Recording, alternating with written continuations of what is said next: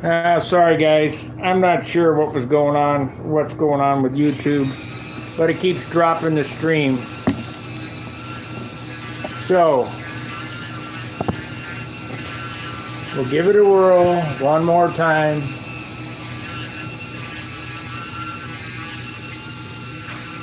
Working over here is better for me, but it's not good for YouTube. I'm hoping that we can do something. Maybe I'll buy a repeater or something.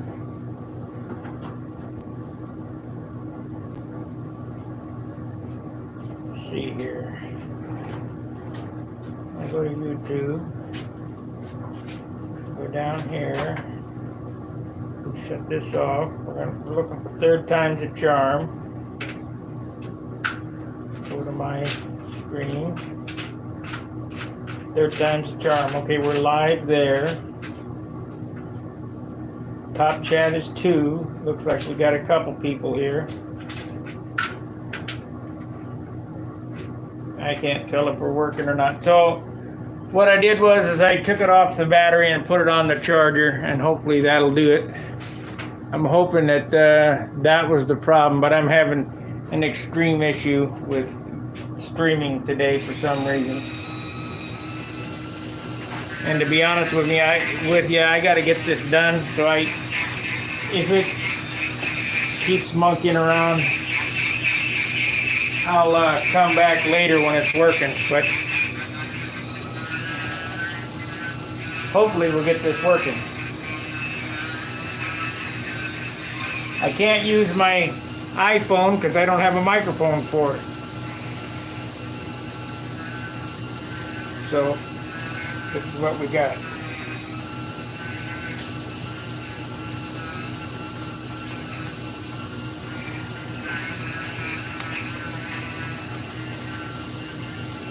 Okay.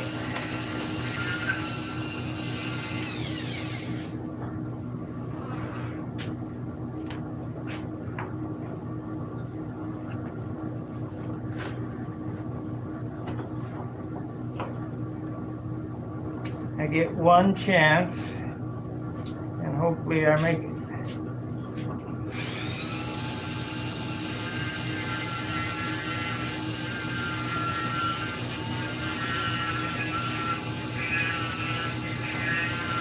Or thereabouts. Is it still working, guys? Yeah, it looks like it's still on.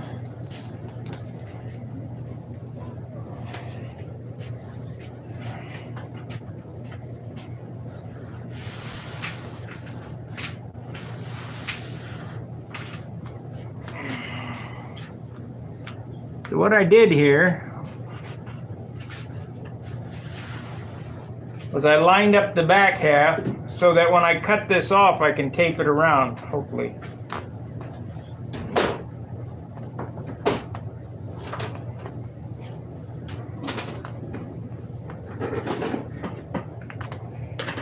Actually, I ought to cut it off now.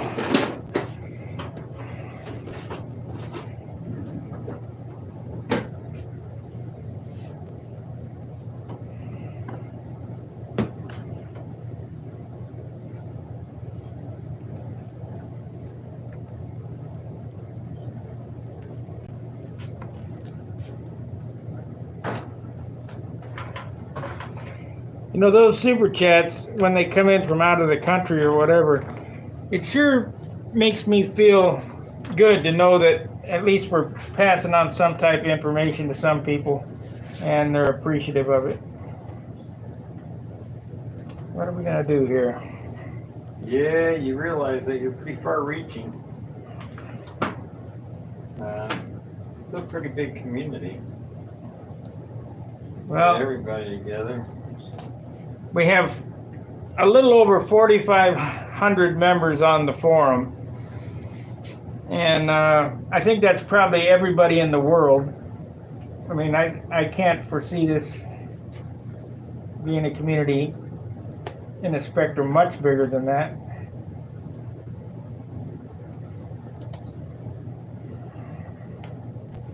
But you never know. And by the time you weed out all the guys that are rehashes that really aren't doing anything, but they're liking to watch and read and things. And Well, what really made me feel good is when Dan Winship said, "Finally, something on TV that's worth watching." yeah. Yeah. That's about the truth of it. I know. 500 channels of junk. I'll guarantee you, Jim Lynch is watching. Yeah, he probably is. Hello, Jim.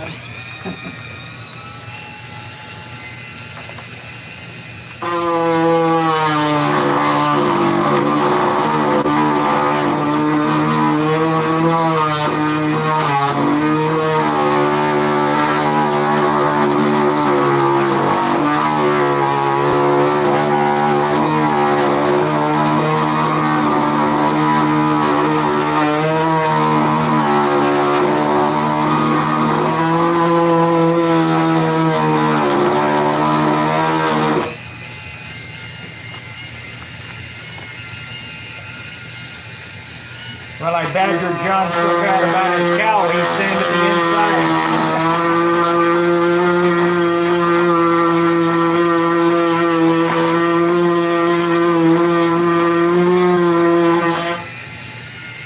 What was that? Sorry about the noise.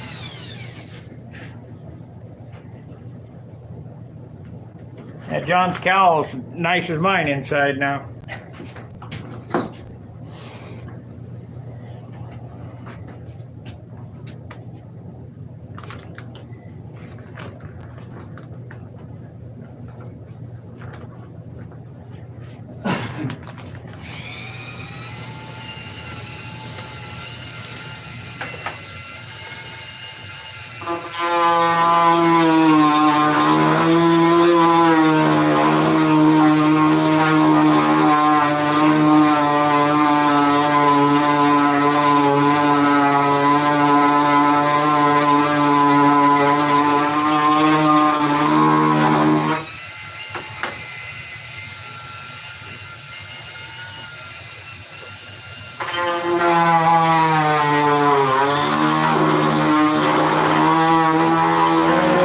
We're still on, that's good.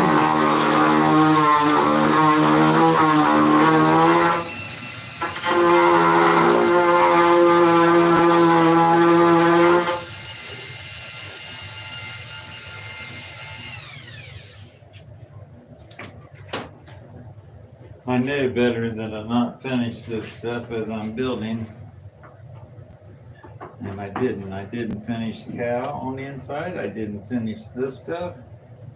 Didn't finish my door covers. I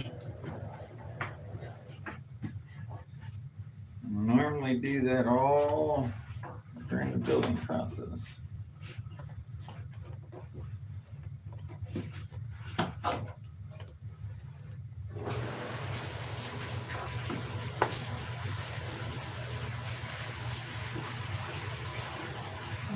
Wait on there.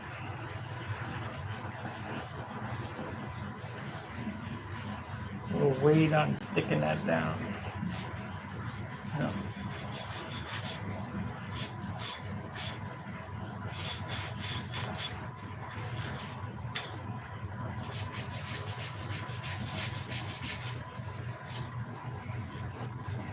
Okay, I got that cut. That's good. Now turn it over, cut the other side, then we'll hopefully we got it close enough that, I mean, and you know, if it's a skew a couple of thousandths, it's inside the hinge line.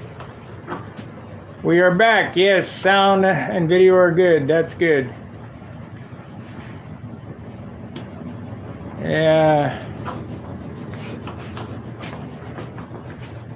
Yeah, I'm sorry about that, but you know, it's not my fault. YouTube's dropping. Like I said, ever since it's been taken over by whoever has it now, Google, I think. It's terrible. These fit. I have to make some new ones.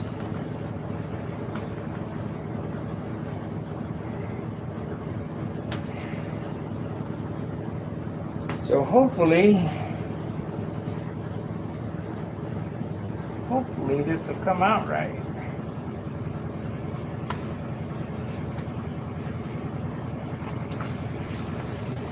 Or close anyway.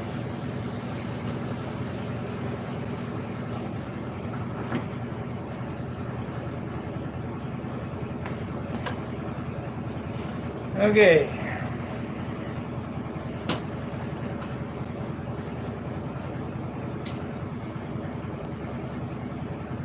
Shoot.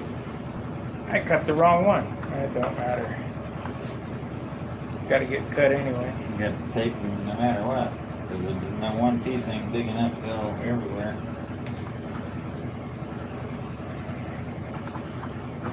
Working on the other side.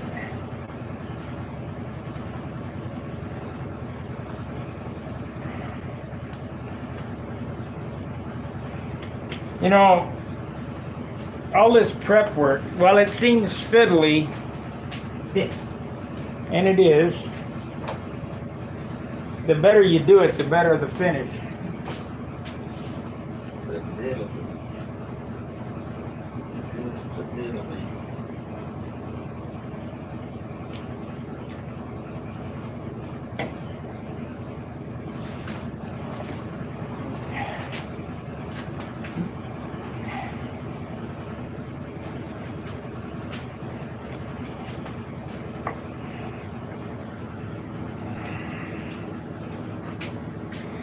Okay.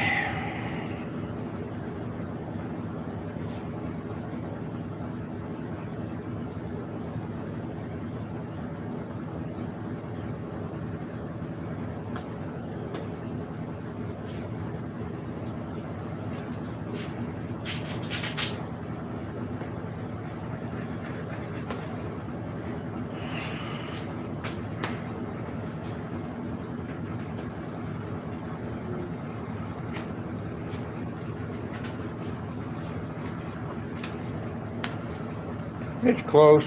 It's off a little, but Or she wounded me.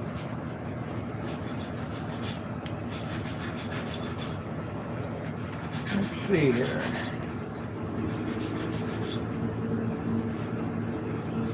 So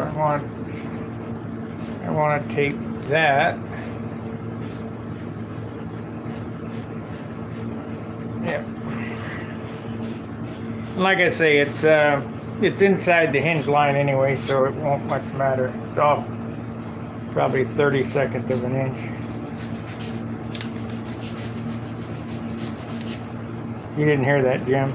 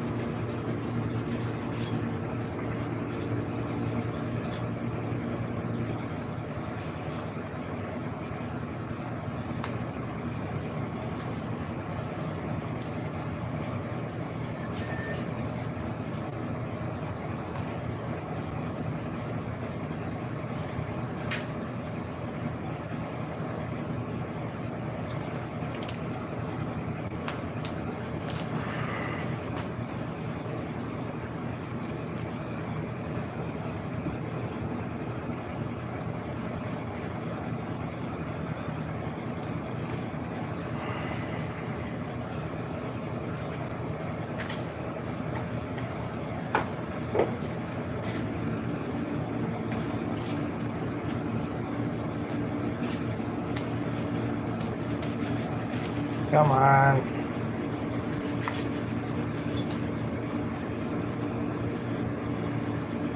Are we still online? Yep. You tape where the blue is. Yes, I attached the blue areas together. That way it looks like it was meant to be that way.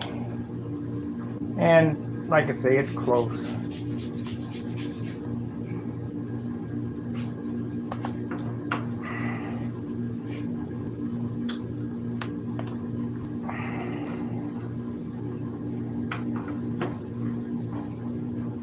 And the nice thing about these stripes here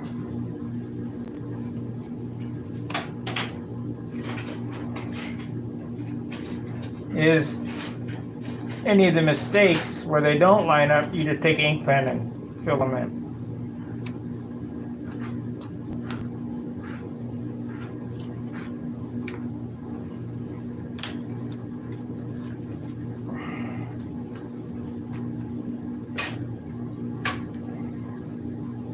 Like right there, it didn't line up perfect, but we'll figure it out. It's off 1/16 of an inch. Not a shame.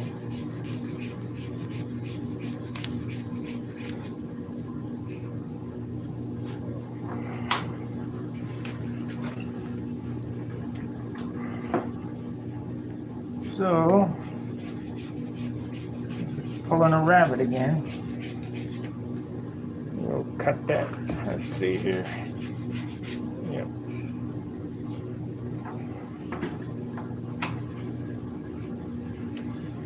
We'll take that one off. That's the hinge area.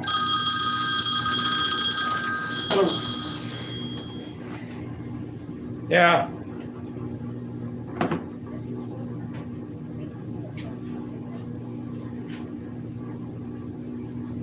Man, never give out your phone number to Medicare.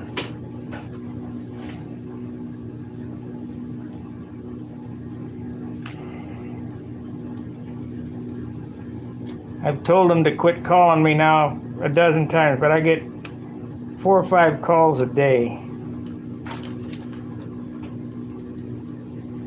I wish I'd have never done that.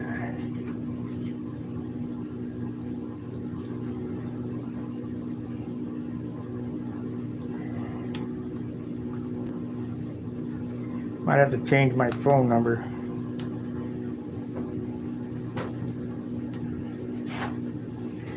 Isn't that a bummer?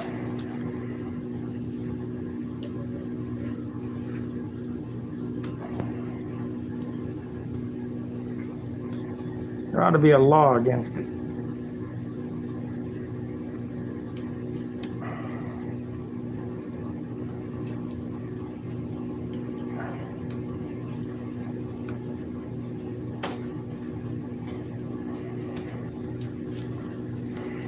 Okay, so we got that.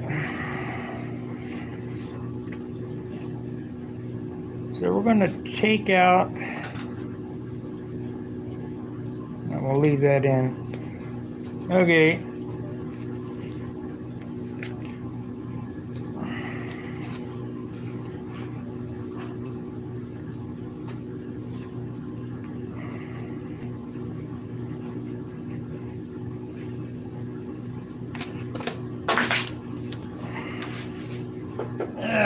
Come back.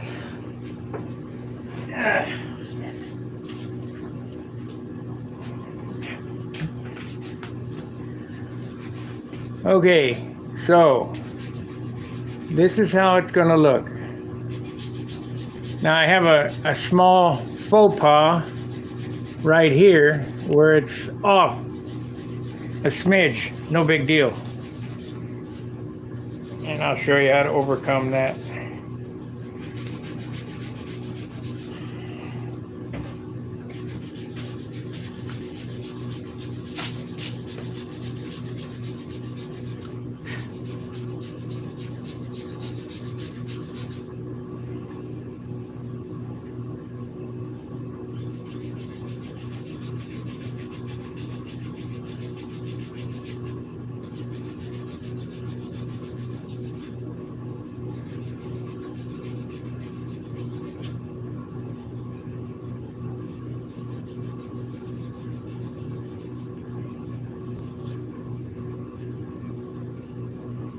So,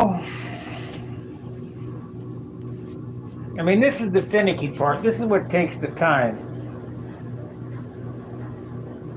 Of course, papering isn't real quick either. But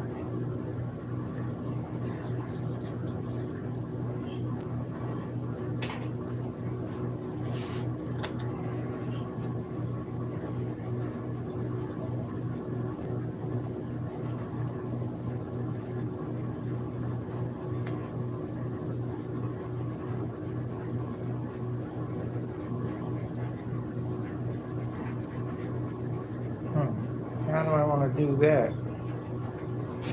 So that goes there.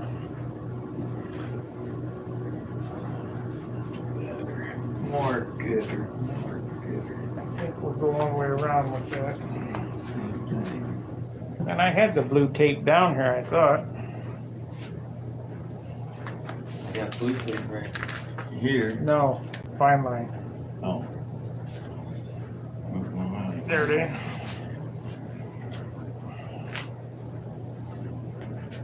So you got to kind of think this through.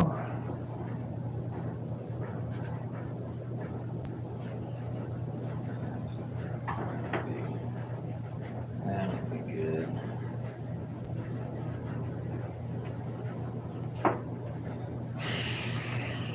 So that's white.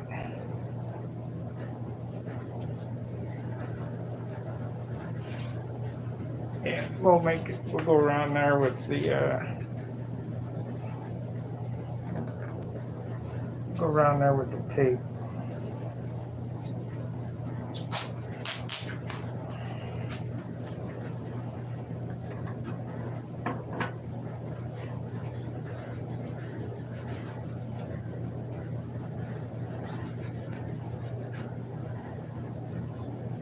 I have to use fine line. Okay.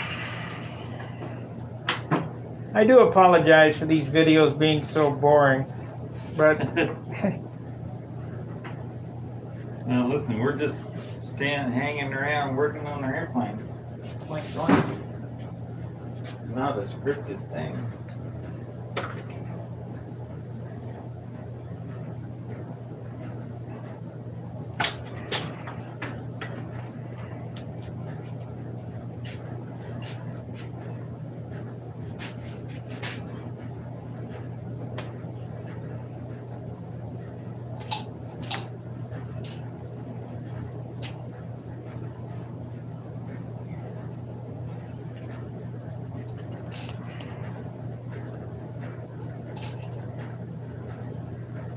stay tuned for the Dan Winship tutorial, though. That'll be educational.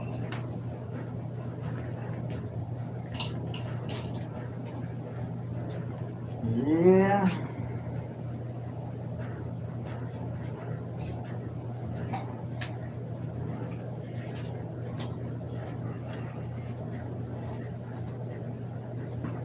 I think I should make that maybe, I don't know.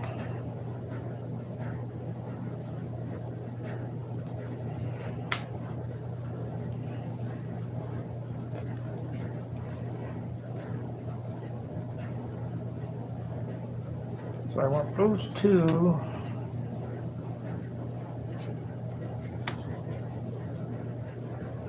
Next time I get to the hardware store, I'm gonna pick up some basswood. I didn't think about that the other day.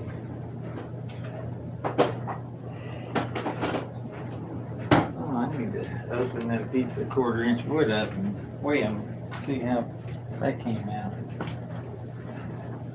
Menards wood.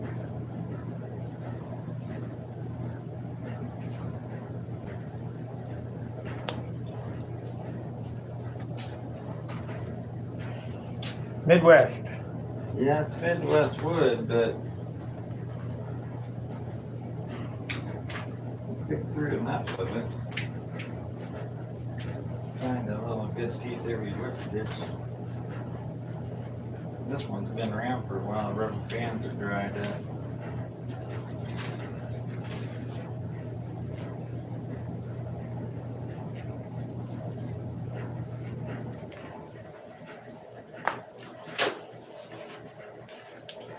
Got these dents and dings in the edges. The stupid girl in the checkout line, I'm like, be very careful with that. That's really soft wood. And she throws it into the cart and it bounces off the edges of the cart and puts a bunch of dents in it. So, gee, thanks. Really listen. They don't care. Nobody cares anymore about anything. I was raised when I came up, the customer is always right. You listen to the customer.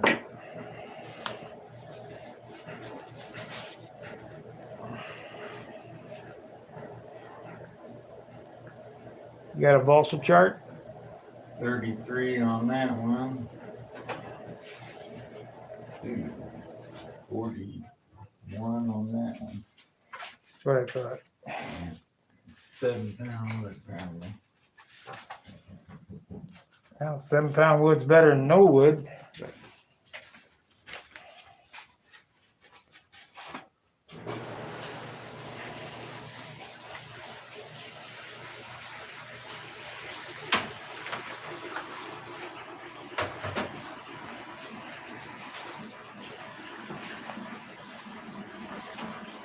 Let's see. 3 by 36, quarter inch. 33.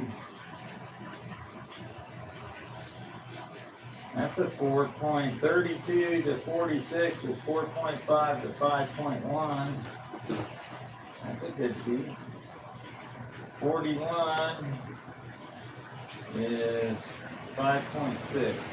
Yeah, you got a couple good So I feet. got one piece, and one piece pretty much really nice, and the other piece sort of okay.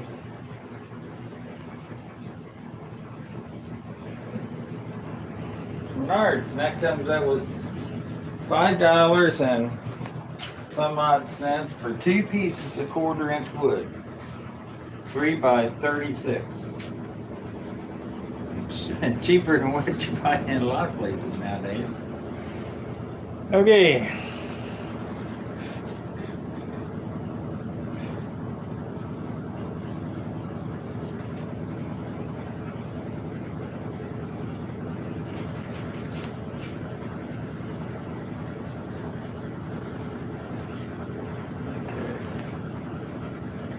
Now, what kind of landing gear doors do I want? Or am I going to put wheel pants on? You can put wheel pants on that. Why not? Too heavy.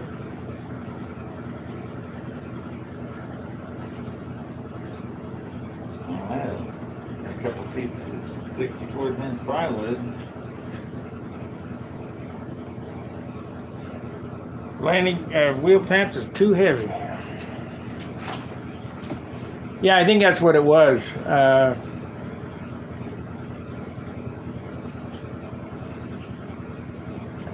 Let's see. There we go. So you tape where the blue is so they line up. Yes, that's true. And then he says to relate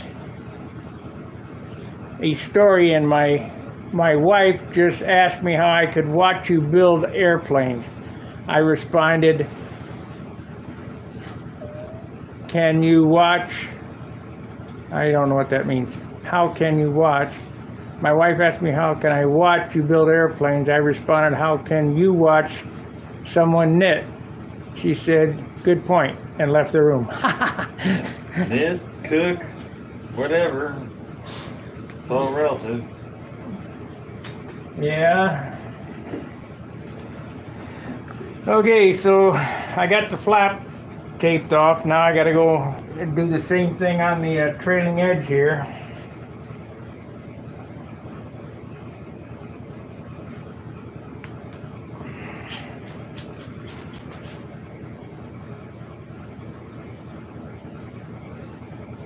We're going to have to go to some of these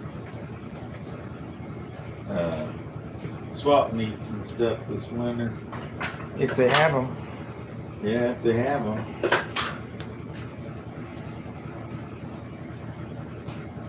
Buy up every piece of balsa and light plywood and light ply, especially 64th plywood. I'm thankful for my contact out of the country. I just hope that wood gets here in one piece. You know, Jim wanted to go in on a load of wood. Well, sorry, Jim, they didn't have enough wood for 2 guys, so I bought what I could. We'll get another load coming, maybe.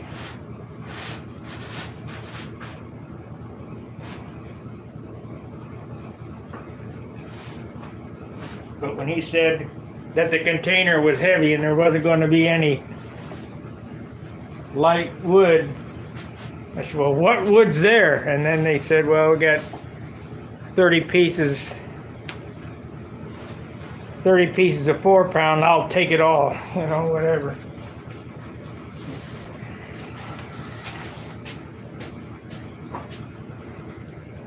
Like to get some of that 3.5-pound wood. That stuff just doesn't happen much anymore. No, you gotta really be searching.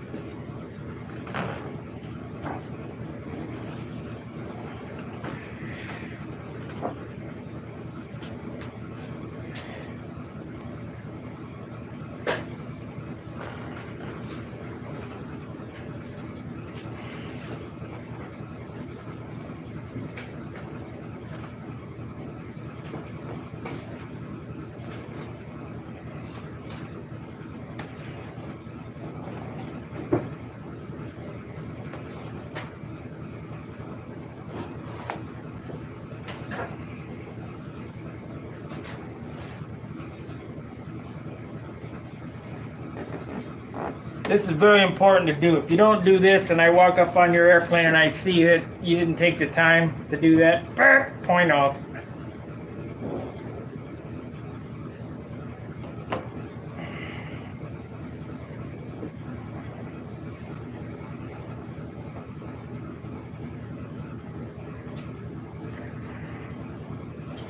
You got to think about how would they do it in real life. Of course, this is not scale. We've got 18 watchers and only 4 thumbs up. Please hit that like button. It helps these videos immensely. That's how we get spread. The super chats are helpful. That helps the channel grow. Memberships help the channel grow. And that's all what it's all about. We're trying to, you know, a guy mentioned something on the forum that he could. Use 4-inch wood on that, didn't you? Is that 1/8 inch? Yeah. So is. You got some basswood 1/8 inch? No. That's what I said earlier. I need to I guess you could use light ply. pick up some basswood. Well, there's a difference. Yeah, that sounds great. You don't have any basswood scraps? You only need 1/4 inch wide. Yeah, but it's 1/4 inch thick. You don't have any 1/8 inch, 1/4 inch wide? I probably don't have any. You used it all up. No. Because I got basswood at home. No, I don't have. The only basswood I've ever had was the stuff I was using to make jigs out of for holding my landing gear and stuff, or my flaps and elevators when I.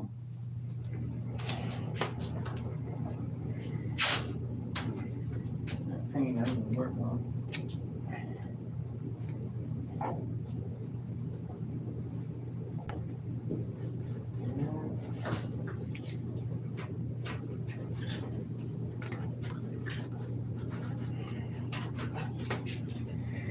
Okay. Huh? There's no sense in even looking. I'll guarantee there's something here you can use. I guarantee you're not gonna find the 8-inch bass. And I'm not cutting up the jigs. You think that's some jigs. You only need a piece 1/8 inch thick, 1/4 inch wide, 4 pieces, Oh, I understand. as long as the landing gear.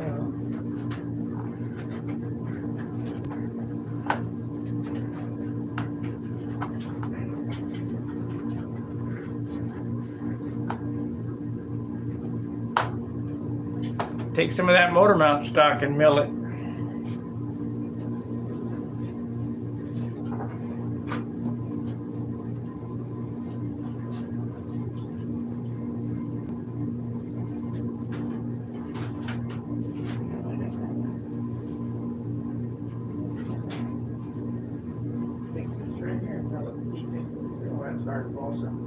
That'll work.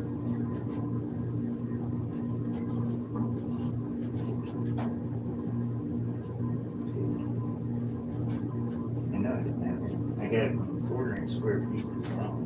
Pretty good. There's no stuff I got. There you go, sand it. 1/4 inch square. Take 10 seconds to sand it.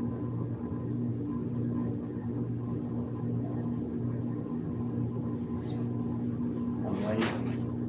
Everybody else can be lazy and buy art and all that stuff. I can be lazy. Wait till I get that wood from Menards that is 1/8 inch thick, and then I have a big piece that's left over.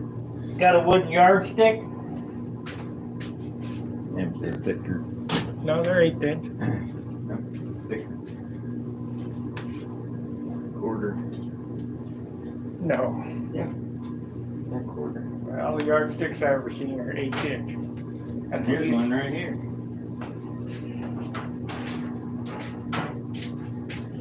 Yeah, that's a big. That's 1/4, isn't it? that one is.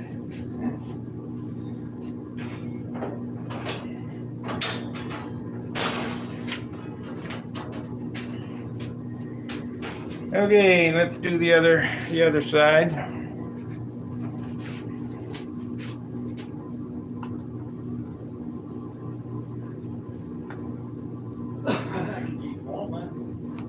Whatever. Any 1/8 inch piece of semi-hardwood. All that does is keep the landing gear. Wait, I gotta go out to Menards and sometime here in the next few days.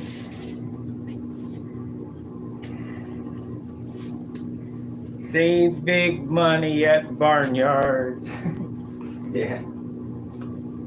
Okay, stick this on here.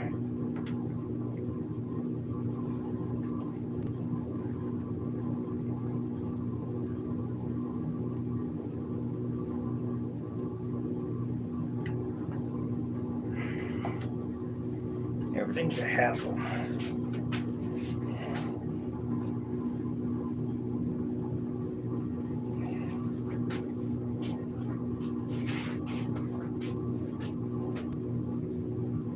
Set it down on something, but yeah, on top of it. Yeah, probably.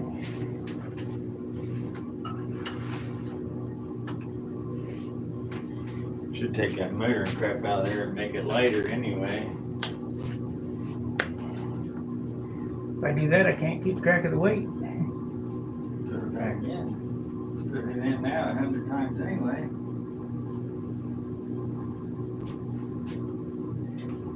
Okay. I don't leave my motor in mine. Paint sticks work. You got any paint sticks? Stir sticks? He said, this is from Christopher Everson. Paint sticks work. And he's right. They're an 1/8 inch. Huh? Maybe somewhere.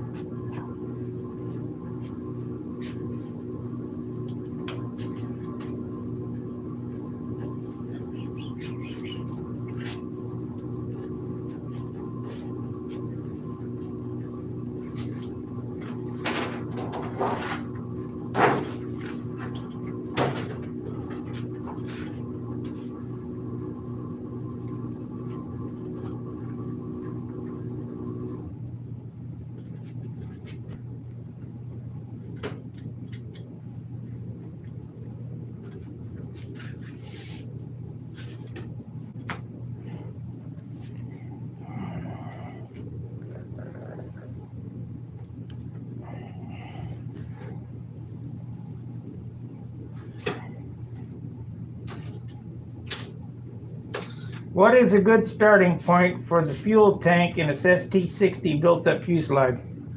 Well, if you're going to run 5% nitro, you can get away with 6-ounce tank. If you're going to run 10% nitro, you're going to need 7. You're going to run 15% nitro, you're going to need 7.5. So, clunk tanks work, but they're heavier than the CAS tanks.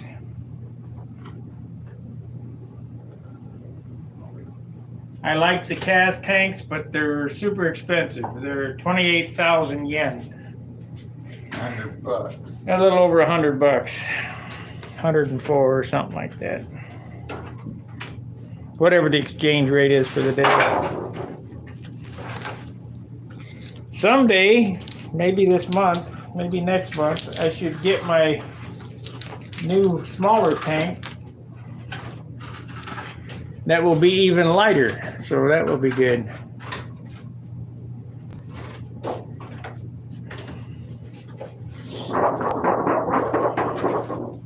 I got an 8-ounce tank in this now, and I don't ever intend to run. It said here's gold, and this guy paid $21.75 for that piece of 1 foot by 4 foot.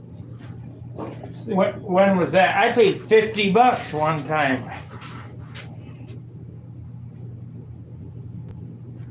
It was in 80. What? 80. In the 80s? I don't remember paying that much for it. I'll guarantee if you call Shaper's Hobby right now, it's $50. Probably.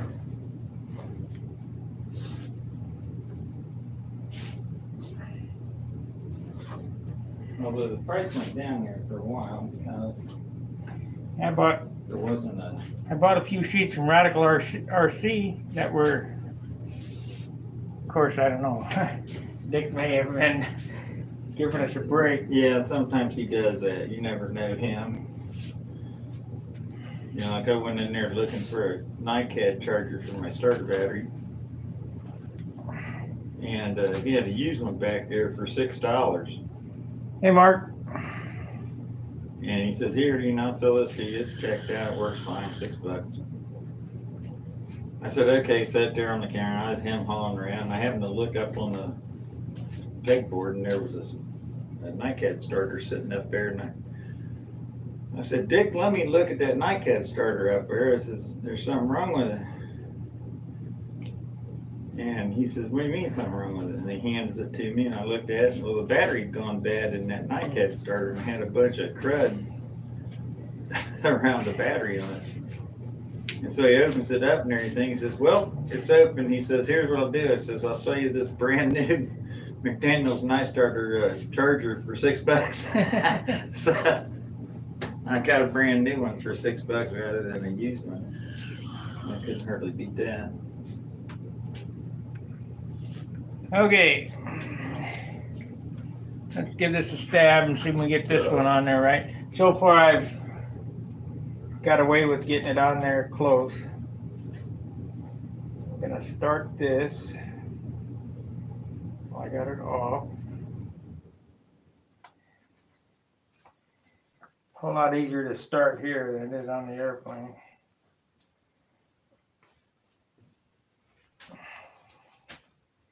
Fold it back.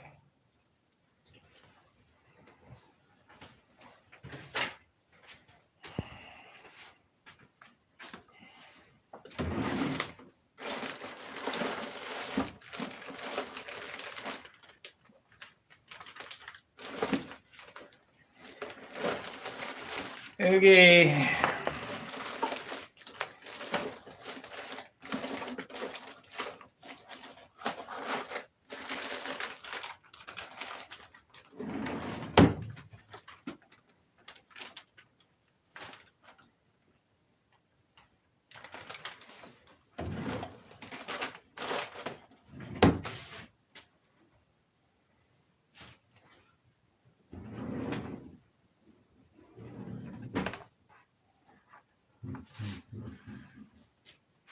Hope I got it right. I didn't.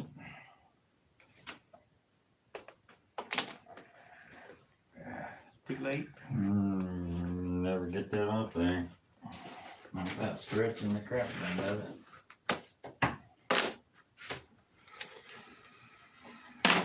I got it off. Wow.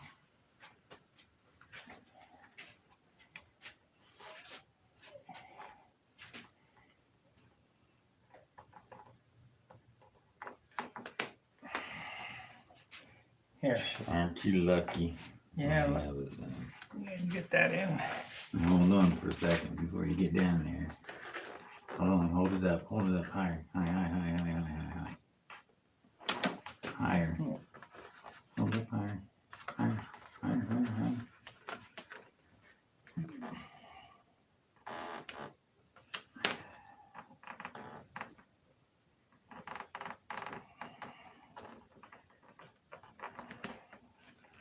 Okay, look at this real quick. It has to meet back here more than anything. Well, it's got to be front to back right too. Yeah, I know.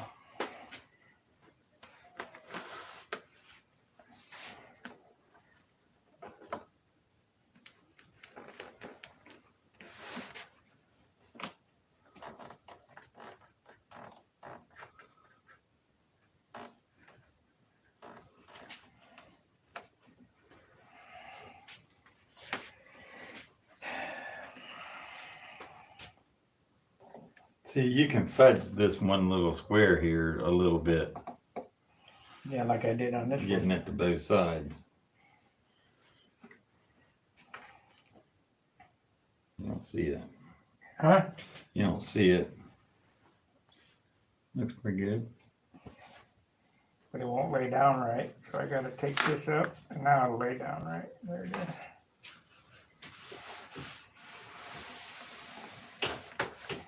Okay, got it on there.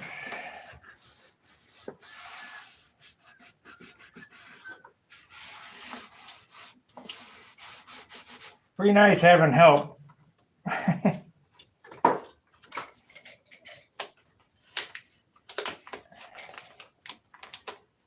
Educated help.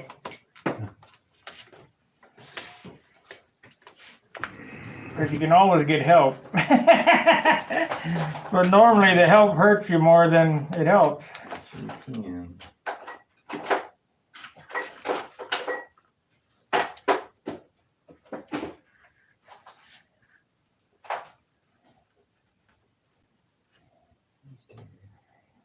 Yeah, that was a good one, Chris. How can you watch me build airplanes? How can you watch someone knit? Yeah. I want to know how you can watch someone play golf. You gotta be a goofer. George Carlin said it best. Hit the ball, run around, chase it, find it, put it in your pocket, go home, you're a winner.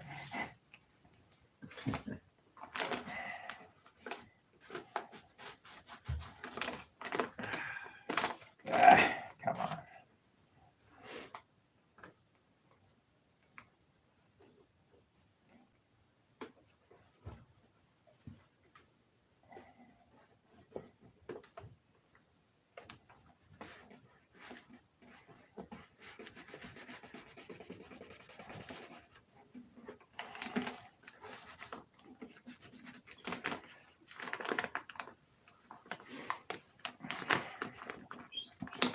I just hope the little bit of knowledge that we pass on helps somebody.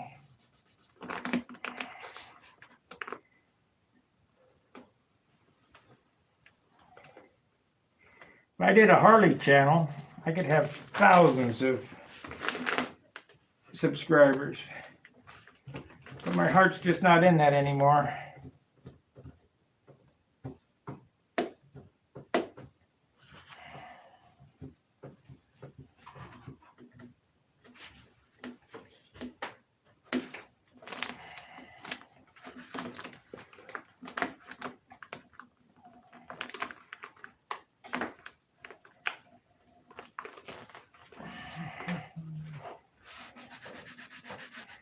I brought my Harley Davidson portfolio with me. It's in my briefcase back at the apartment. Work history and all that. Trying to get a job in a local home shop. No, I don't know, just in case, you know.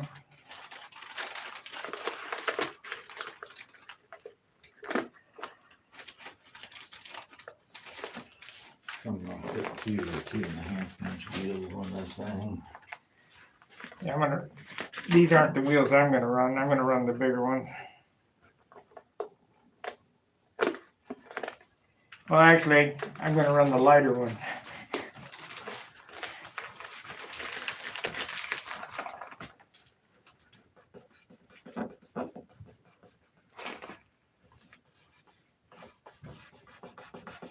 As soon as I get this thing. Well, it makes a difference when you're making these pads, you know, you're using 2.5. Those are twos there. 2 1/4. 2 1/4. I think we turned these down, didn't we? No, no, I never turned down a set of those. I thought we did. No, those are them other kind of wheels.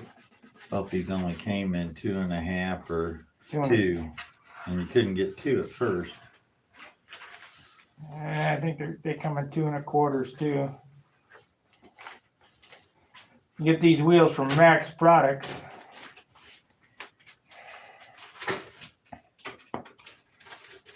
Pretty nice.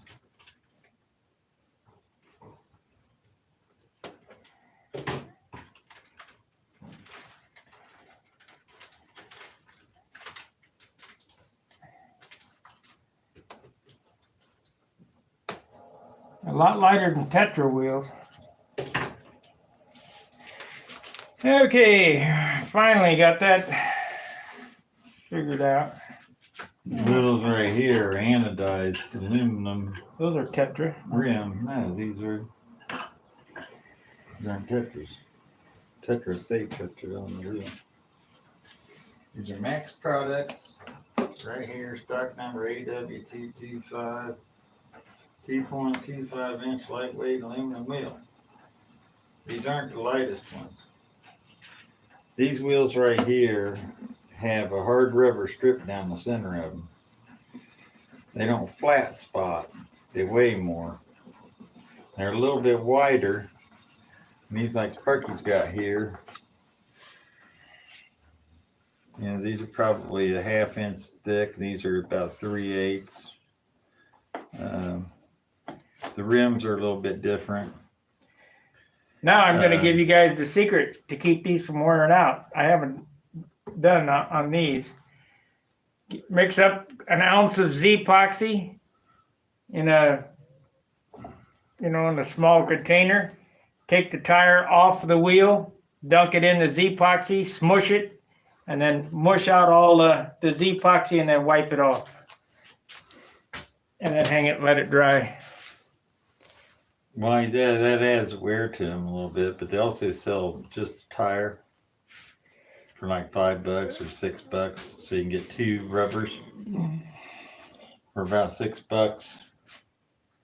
Put them on your rims when they wear out. These ones with the strip in the center, they last a long time. Dan Winship asked, does anyone use frisket masking film these days?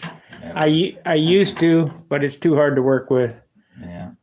Always helps to watch the process. Would love to see live about selecting the proper balsa for respective areas of a build.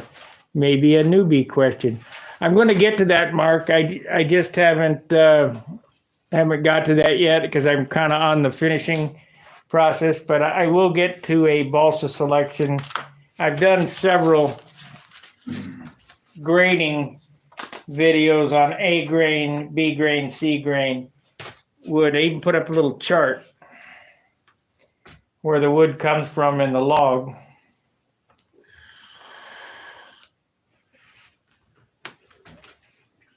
Go on SIG's website. They have what looks like this. What is this actually? I don't know if I got any more of them. I made a bunch of them up and was giving them out to people there for a long time.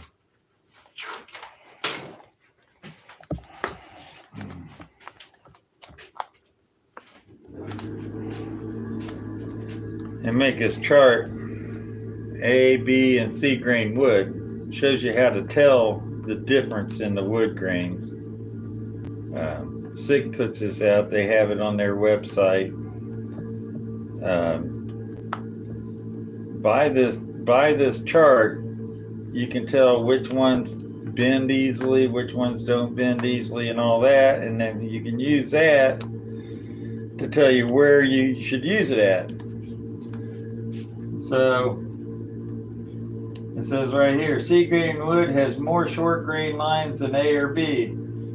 It also has light and dark spots that look like scales of a fish. This wood is very stiff and splits easily. Use with care. It will give you the lightest and strongest models. Use C grain for sheet, wings, and tail, wing ribs, formers, or to cover pieces with little or no curve. So it sort of tells you in these, B grain, it says this wood has both long and short grains. It will bend, but not as easily as A grain. Use B grain wood for trailing edges, wing ribs, formers, or covering places that have small curves in them. B grain and A grain wood make the best wing spars, leading and trailing edges, and hand launch glider bodies. And then, of course, A grain, real flimsy. Wood has long grain lines, it bends easily. Use A grain balsa to cover round pieces on the fuselage or any other place where the wood must curve. Do not use A grain wood for sheet wings, tail, or formers of any part that is to be flat. The grain of the wood will not stay flat. Bends very easily. When you bend in any piece of wood, be careful not to split it. So it sort of tells you on here where you can use this stuff as far as eating in your building. I think that's still on SIG's website. Here's my advice. Use the lightest piece of wood you got. Oh, good luck on that. Huh? Good luck on that. Lightest is one thing, but you do have to pick your grain. So you don't want all A grain wood. Build an airplane on all A grain wood is not a good thing.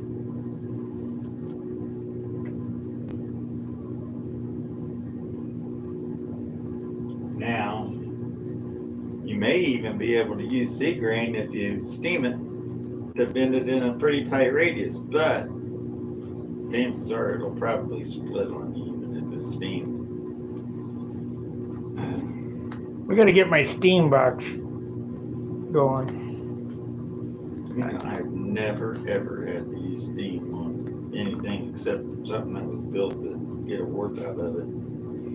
Oh. I've never used steam to mold. We've always used the hot water method, but I think the steam would be, it would work better.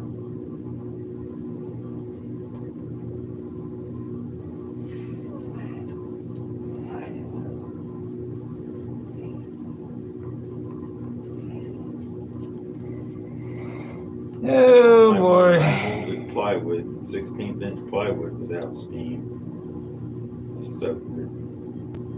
And I don't use any ammonia either because I don't like using ammonia. What you'll find out is if you use ammonia in your water to mold your wood, breaks the lignin down. Yeah, and when your wood dries, what it'll get brittle. It'll crack cross grain very easily. It'll crack just as fast cross grain a lot of times as it will with the grain. And it's sort of nasty. It takes a lot of the properties that you want in the wood out of it.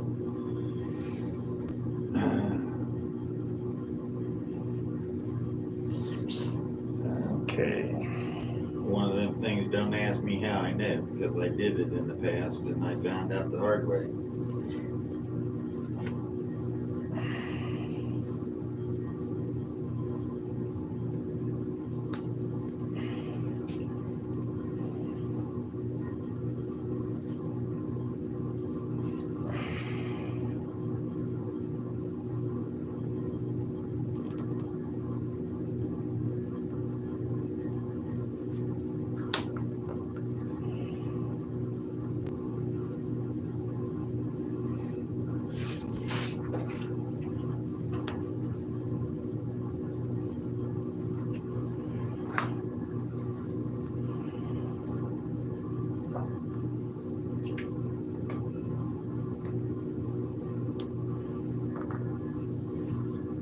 Okay.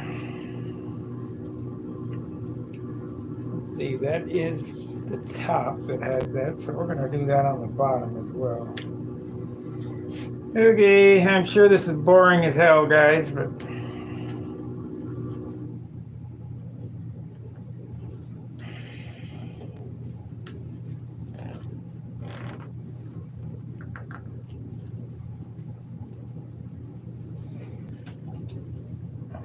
it's just what we like to do.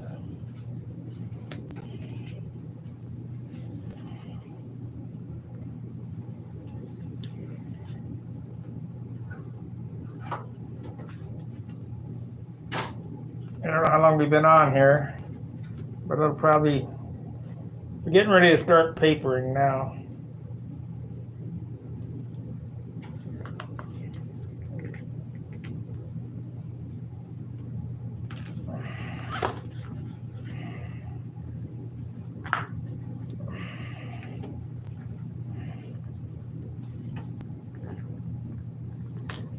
This don't matter here.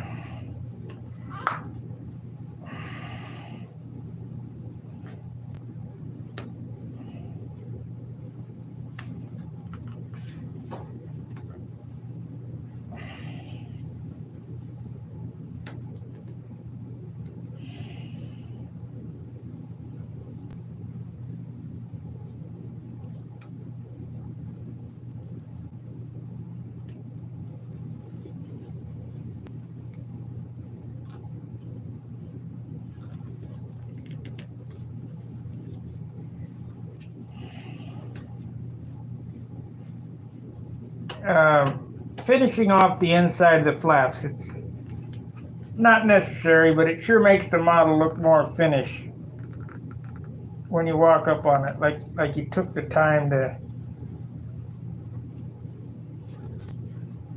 finish the thing.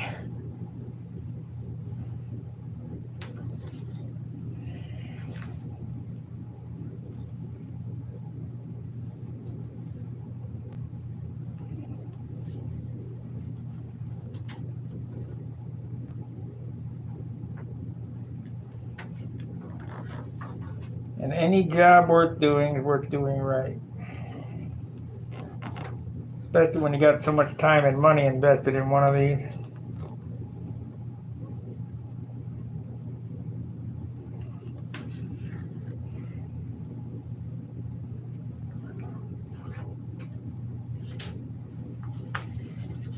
I had heard that one of the guys that donated his airplane to the museum got a $35,000 write-off for a control line airplane. So that really tells you what they're actually worth. Would somebody pay that? Probably not. You'd be lucky to have somebody give you $150 for one.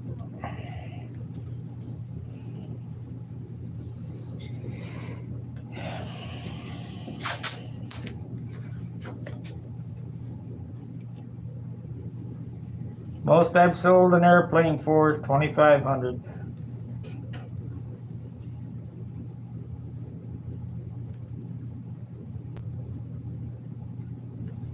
I usually get $1,500 to $2,000.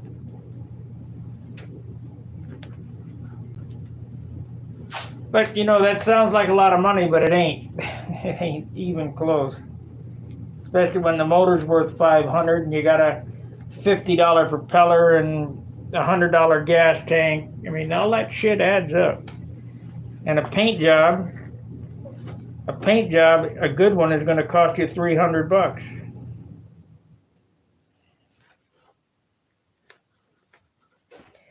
It doesn't seem like that when you're building it because you don't spend $300 at one time. But I want you to add up all the sandpaper, add up all the dope, add up all the thinner, the tape. And once you get the going price of about $300, I want you to add your time in at $15 an hour, which is ridiculous because skilled labor is at $35 an hour.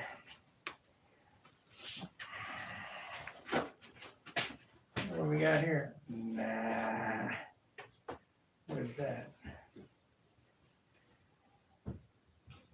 Almost like a real airplane would be.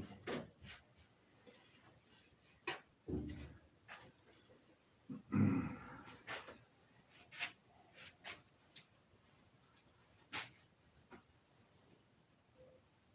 don't like either one of them. I'll take me a piece of paper and go upstairs and sit down in the evening and sit down and draw a bunch of different ones up. Trace mine. They look all right, don't they? You don't like them? Yeah, they look all right, but I don't want to be exactly like you, you know. Well, instead of making this an even turn, come in straight and then you can make this straight instead of, this has a little curve in it. My Junar XL is straight, you know.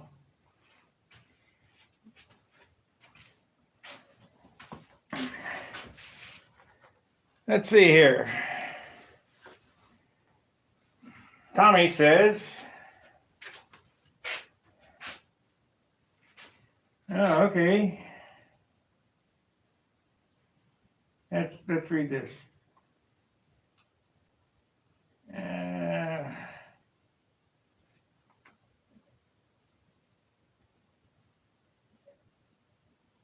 Let's see here. Must be finding good balls to begin with A, B, or C. That's from Dan Winship. And then we got Mark Lauman says, good tip. Can look for that. Perfect.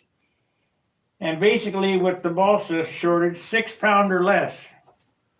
If you can find 6 pound, you better buy it. Well, it used to be 4 to 5 pounds. Then it went 4 to 6 pounds. Now I think it's 4 to 8 pounds. It's considered contest grade wood. So I was on SIG website the other day, like 2 days ago, and they didn't even list contest grade wood like they used to. It was separate from the regular wood.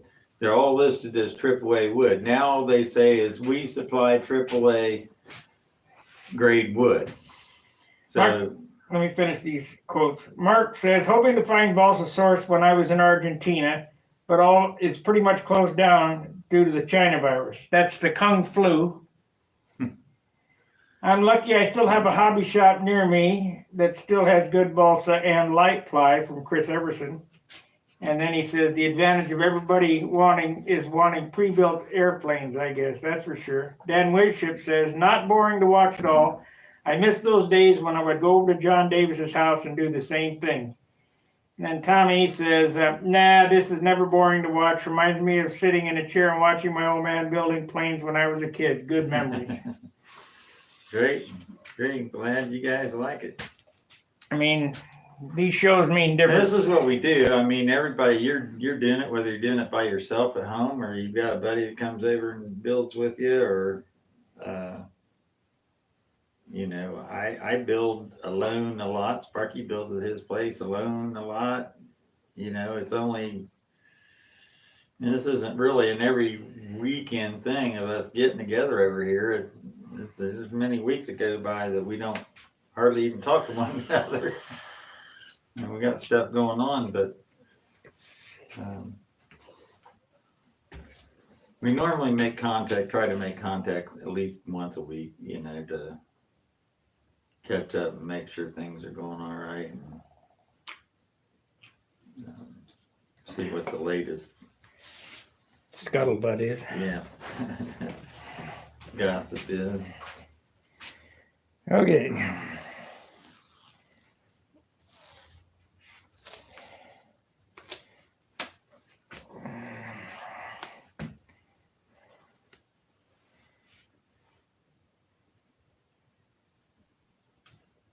I guess I can turn this over so I can see what I'm doing.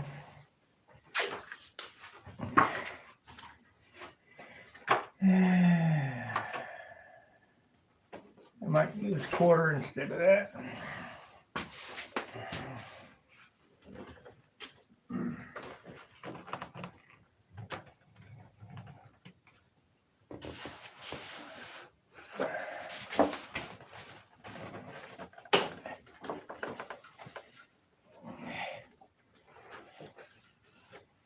I think I will close that off. Turn that. That's good.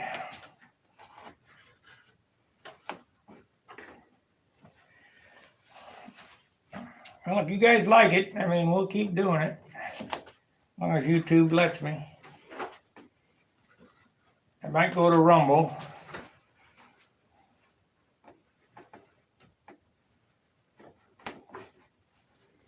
To give me any garbage.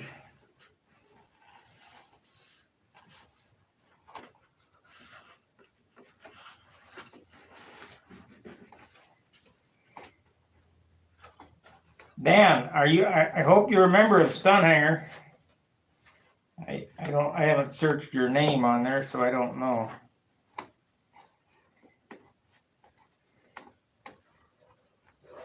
Go ahead and take that off all the way.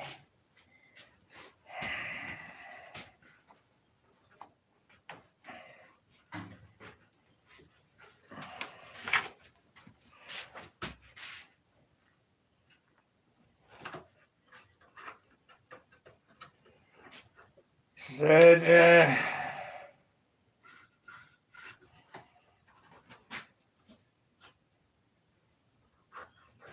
okay.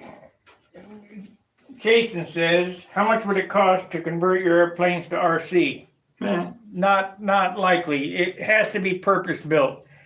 The same airplanes, they look the same, but they would have to be purpose built.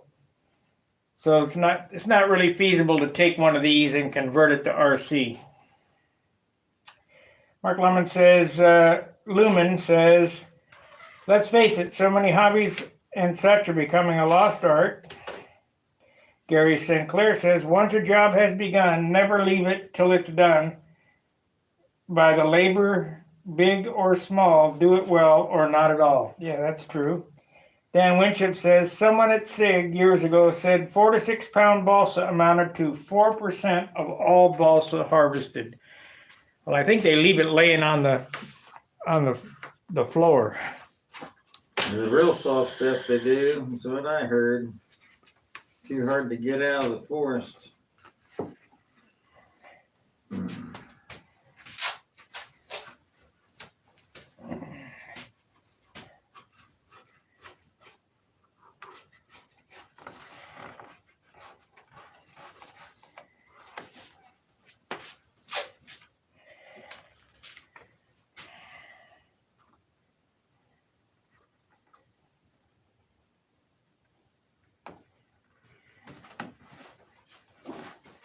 I've been searching the train guys. They're the ones that I learned about Jitsi and 8x8. They're doing Zoom. I think we might go to Zoom.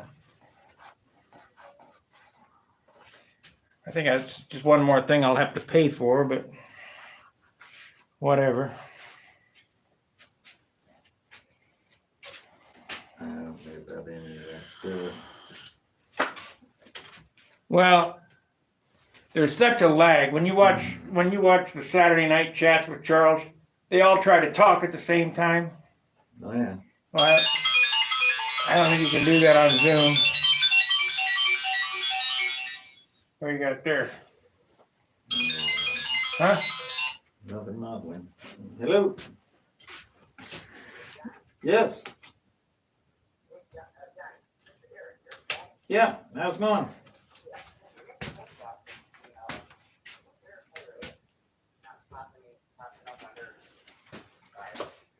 Okay, I'm gonna have to.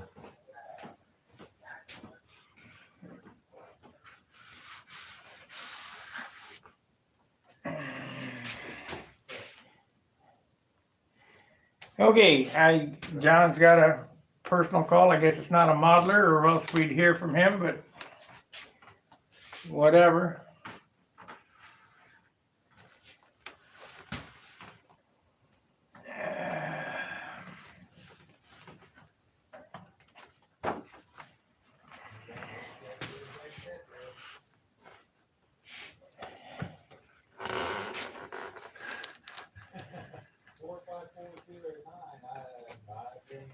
Okay.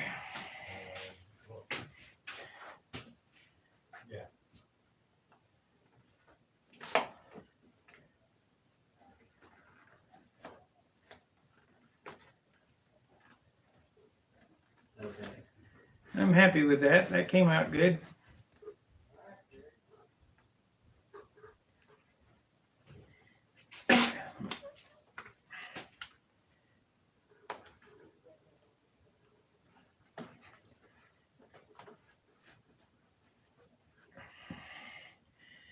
Remember, when you're painting reds and blacks, make sure the tape is stuck down because it will find any place that it's not. It will go under there and it will overspray in the hardest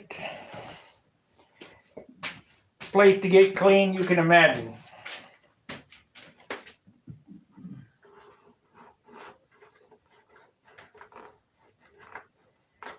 Okay, we're ready to start papering.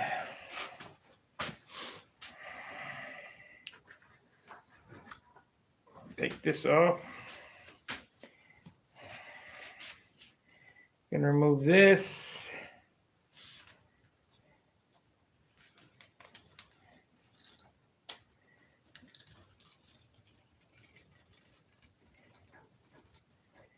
I really like this Oracle low-tack mask. It's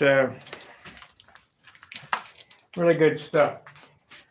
Back when I was in St. Louis and I first started doing these masks, I would go to Fast Signs and I would have them cut me a vinyl stencil.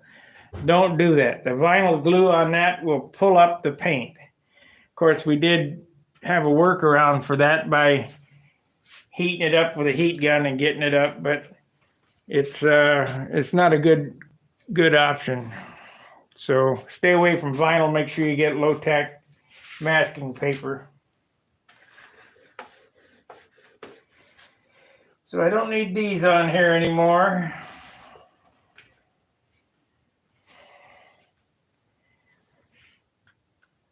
Let's see, we want to do it on the upside, so these get turned up like that.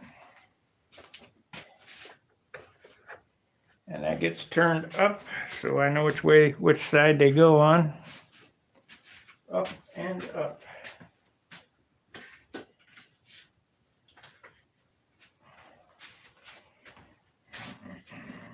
I guess I could.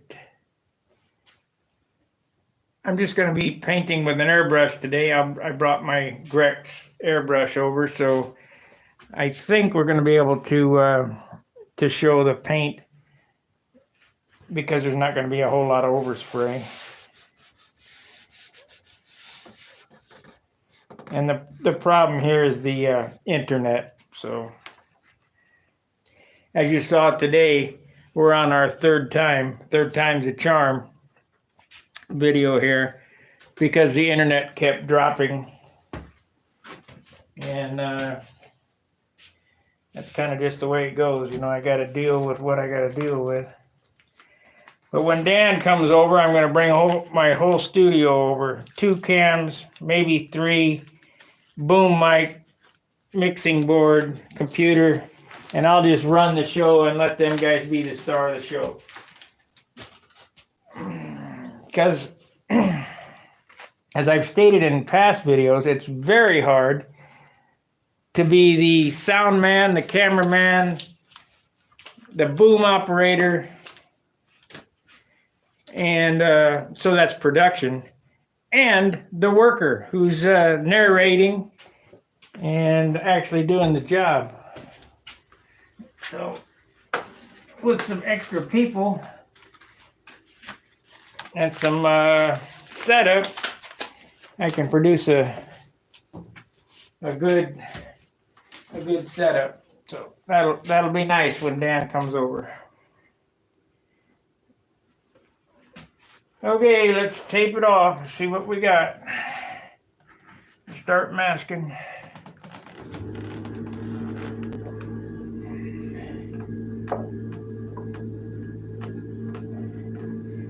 I don't know if John's going to want me to put this in the motor on the paint stand or not. I got a spot here that I think is going to give me an issue. So I think I'm going to cut it away and tape it up.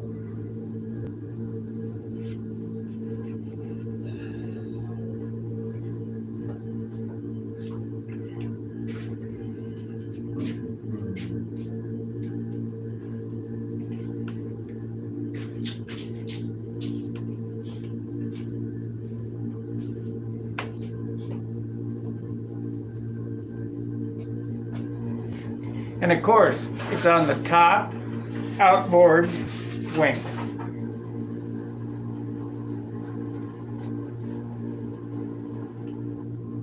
You wouldn't have it any other way, would you?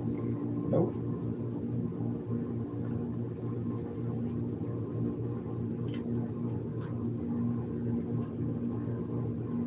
So the workaround for that is to cut out the blemish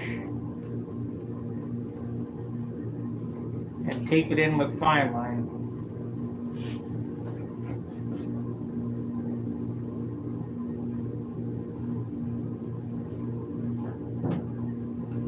I thought I could get away with slicing it and pushing it down, but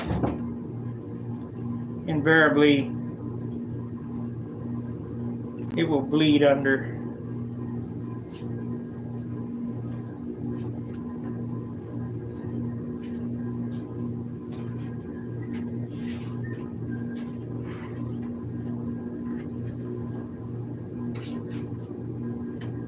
So I just perform a little operation there.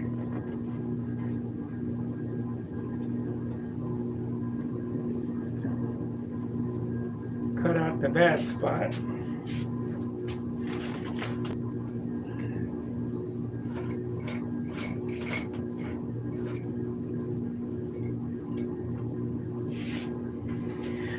Let's see if I can show you what I'm doing.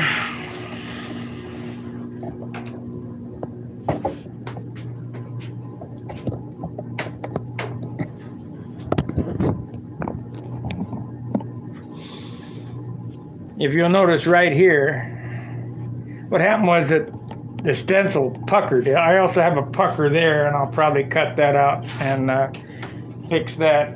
But it's really not a problem when you have the 3M blue fine line. You just cut it out like I did there.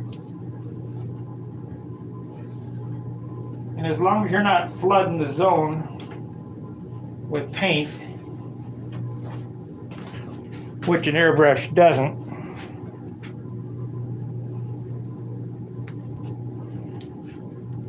we'll just tape over it.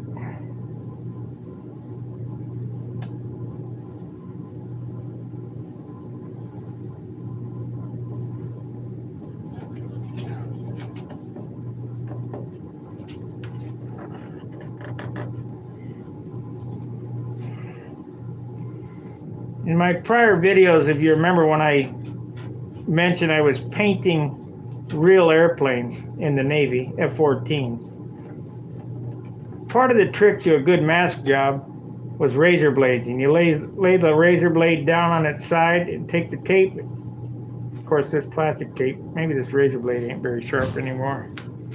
Get a new blade on it.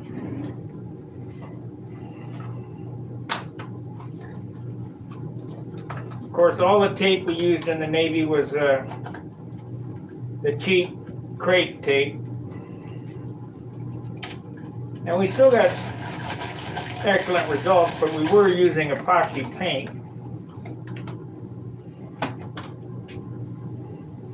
They had you painting them with a paintbrush or a roller.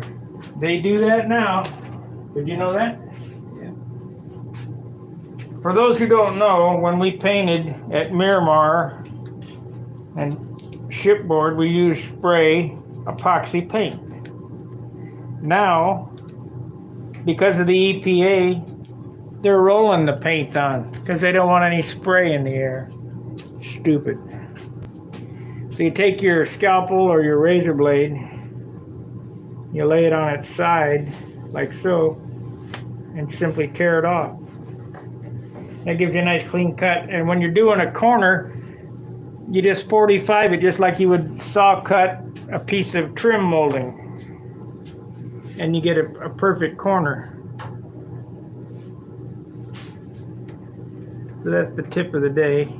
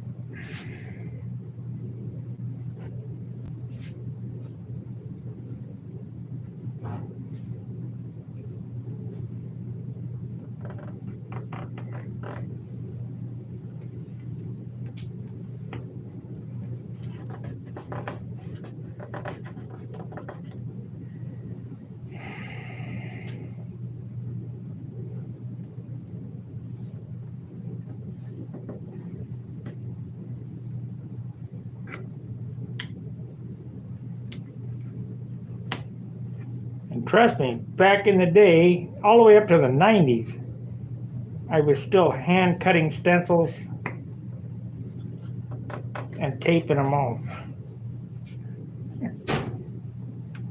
Yeah. This plotter business is just something since about 2000, so. This makes it so much easier when you're working on a tissue covered airplane and all that stuff.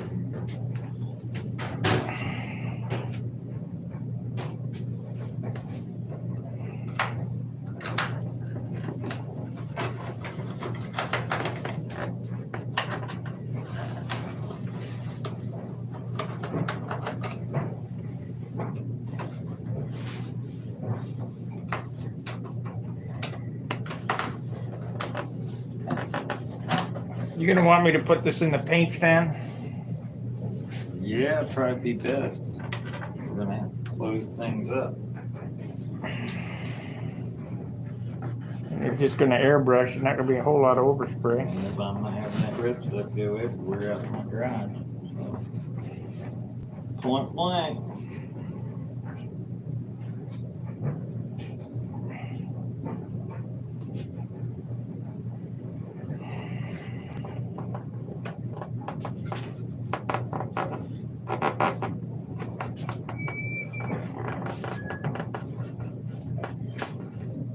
I think I can get away with that. That'll be fine. It's gonna be just a light mist anyway. Okay, so I need to take the motor out, the tank out, get that ready to go. Well, that sets me up to paint the cowl anyway, so.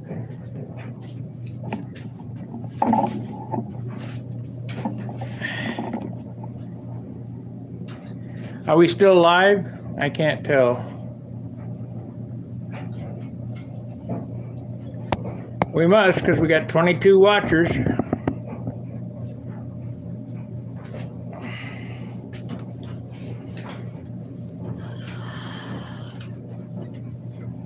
There's at least 22 people with nothing better to do.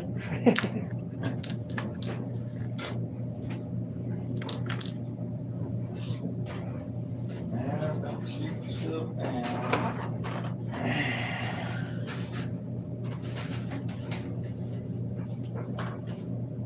Might as well take the landing gear off too. Paint them doors same time.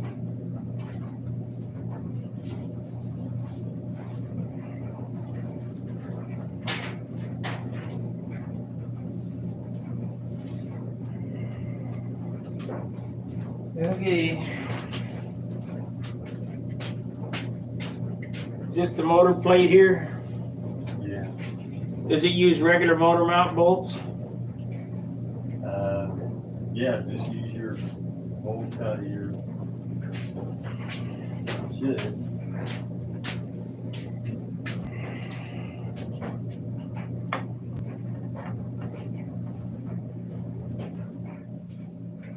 This ain't 3/32. This is a little one. Well.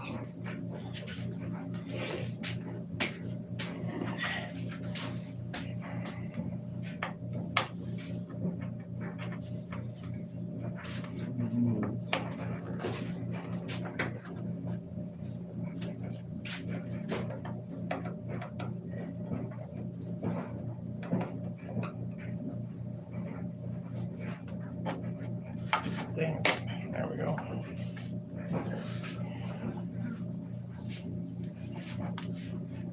See, your cow weighs 1 ounce. I think that's probably it.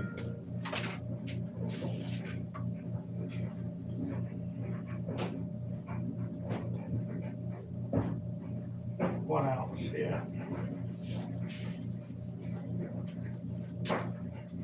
Needs another coat of paint on the inside of mine.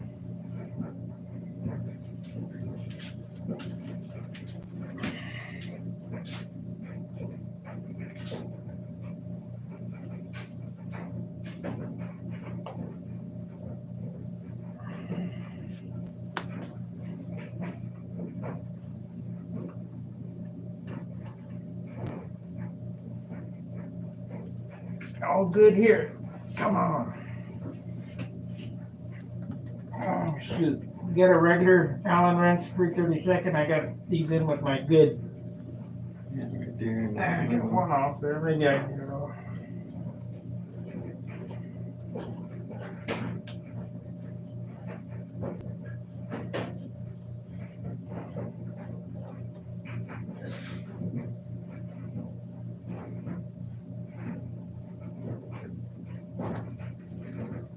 Yeah, there we go.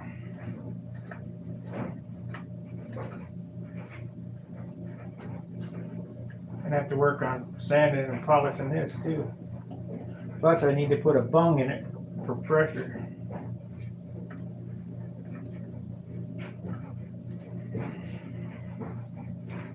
I guess I need to go to the Dubro site and order some of them things. What's that? Them pressure bungs. Remember we robbed it off something over here. Yeah, off one of my other mufflers. I got a muffler floating around, doesn't have a bung in it.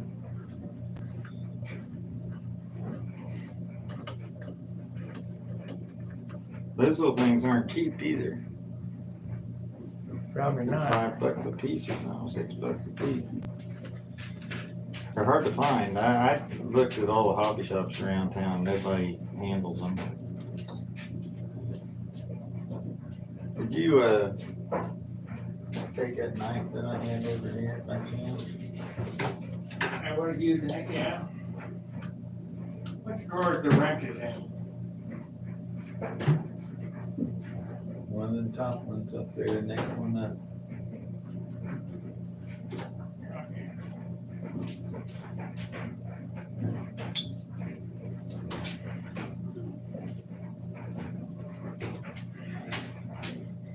You know, these Pittsburgh wrenches aren't half bad.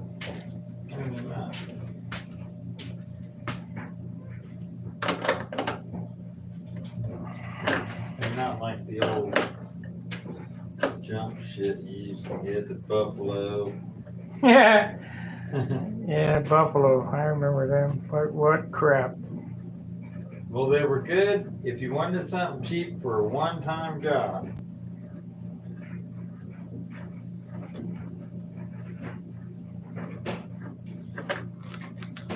You know what I mean? They were good for one use, and then you could throw them away because you really didn't care much about them.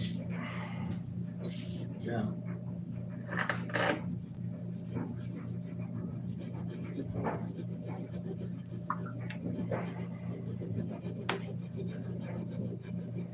Buffalo. I thought I had a big project on a car that required all the big wrenches, you know, and diesel truck I had to work on required a bunch of big wrenches, and so I didn't plan on doing a lot of diesel mechanics or anything like that. So I went out and bought one of these 1-inch drive Buffalo socket sets. And by the time I was done, I broke about every socket that was in it, but it got me through the job. And I got paid for the job. And I threw the damn wrenches away when I was done. The ones that were broken, I fixed them. And Okay, where are the forceps? I just little fire. right over there in the corner on the left, there's scissors and No, I need forceps. there's two sizes there. There's two sizes here. I do not see we got 10,000 scissors. There's always been two sizes there.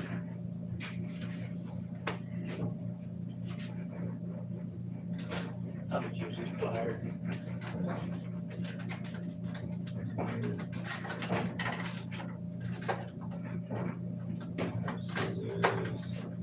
I'll just use these pliers. Little set and a big set. Always were. You didn't put them back. That's not me. Wasn't me, because I ain't been over here to use it.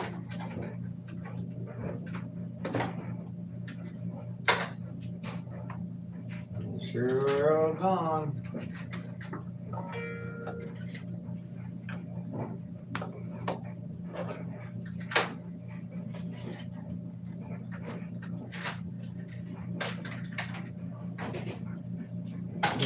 that. Road clip.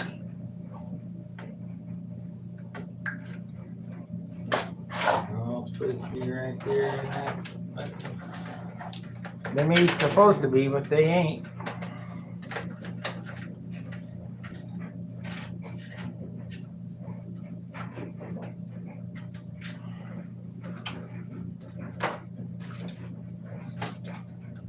Grandson come over here and took the roach clips.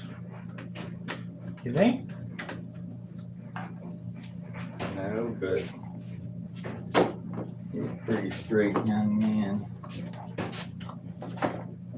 They're here somewhere. Probably out in the garage.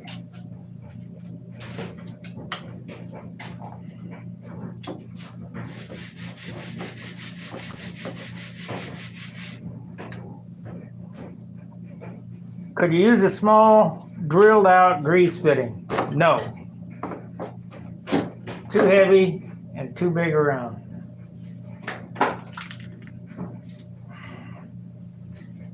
I only need 2 screws in this, right? I don't need all 4. Well, what do you think? It's totally up to you. So that means you put in all 4. I do.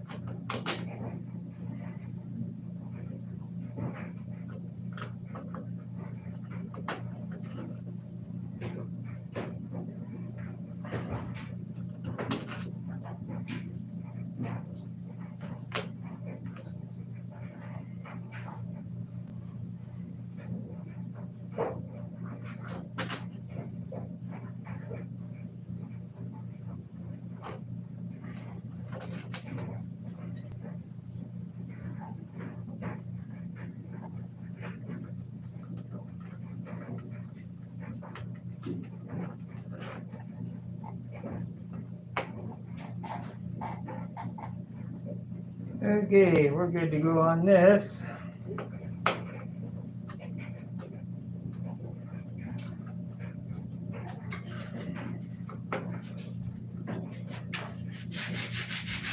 How long have we been on here?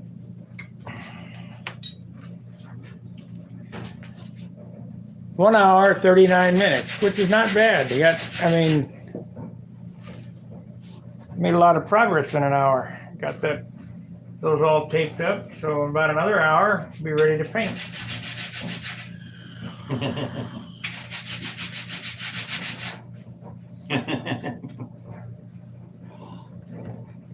Another hour.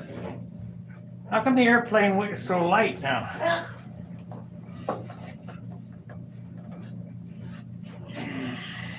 Another hour. Yeah, probably.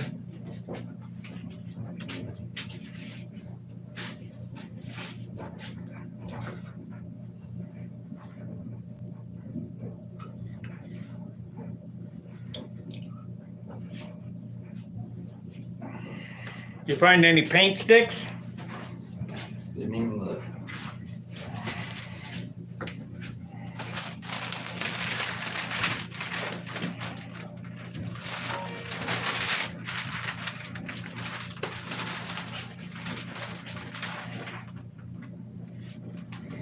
Okay.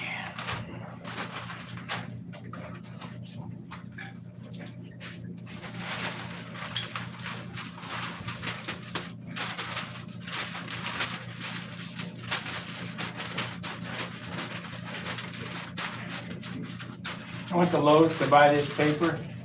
Them kids that work there are absolutely stupid. Paint paper, masking paper. Paper? We don't have any paper. I'll guarantee you got paper here. Where I get mine.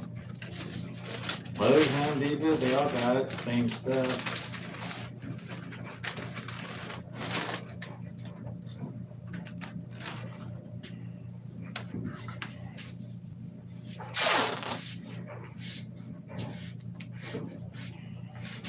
Nobody masked anything off. He was a young guy. Nobody makes anything anymore, period.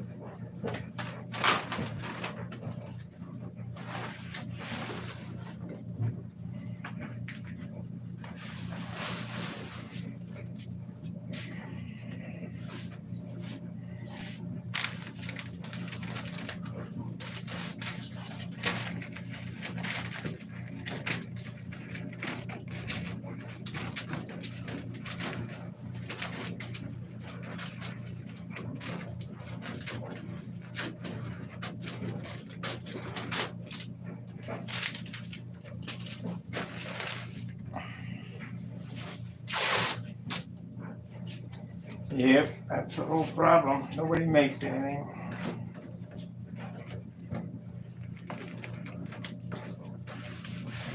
We're the last of all of it.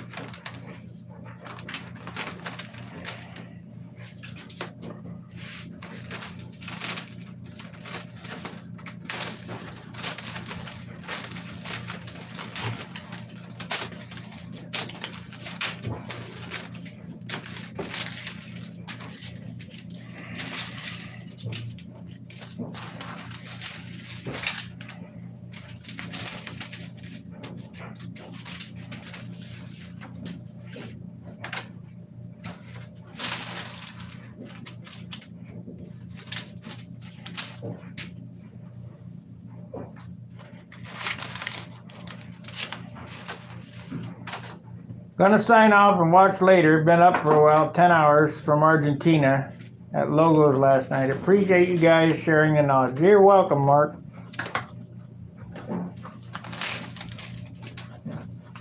Man, that stuff's not getting up. I've been up since 1 o'clock.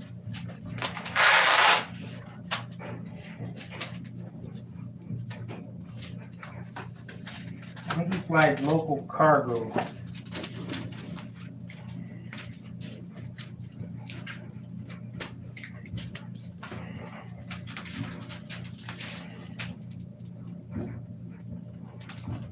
You ever watch Kelsey from 74 Gear? Huh? He's a 747 pilot. And they got Microsoft, the game, you know, flight simulator or whatever. Yeah. And so he decided, well, I'll fly the 747. So he was landing it, he crashed. How easy is that? You stick it on autopilot, I think them things will land themselves.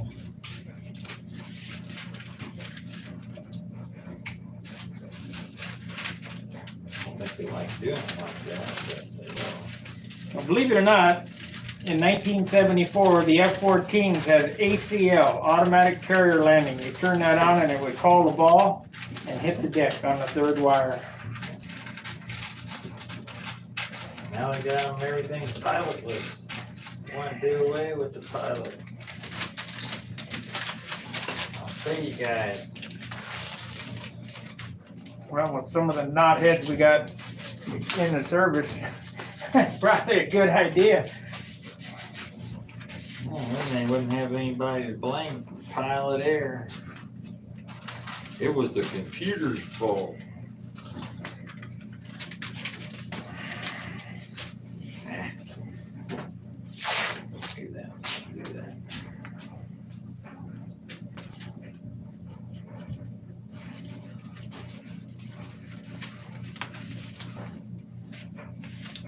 All this meticulous masking pays off in the end, trust me.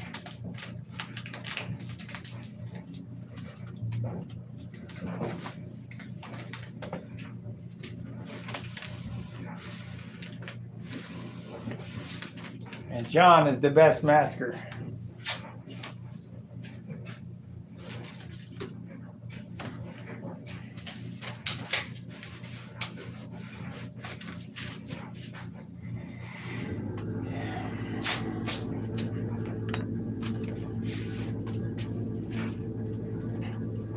Gotta make them look like they're meant to be, man. Guys here.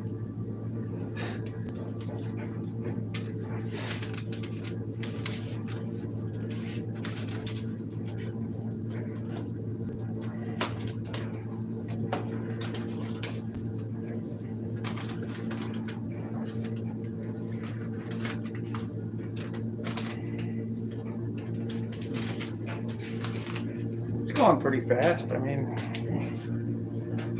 be fine.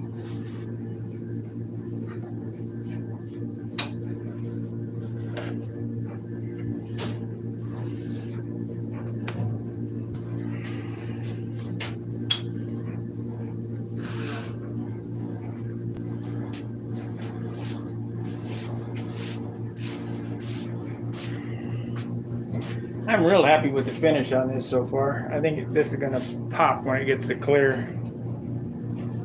Fix some little buggers that I had. It'll look good.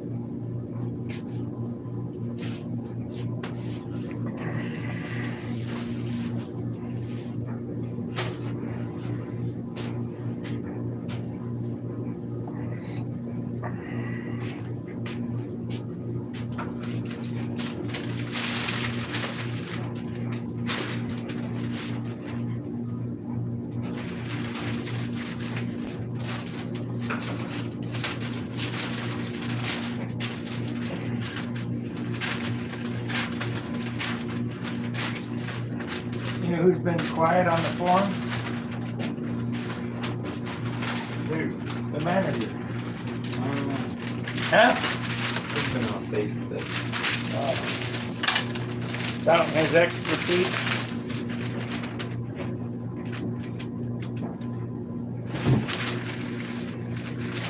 Yeah. Actually, been sort of quiet on there too.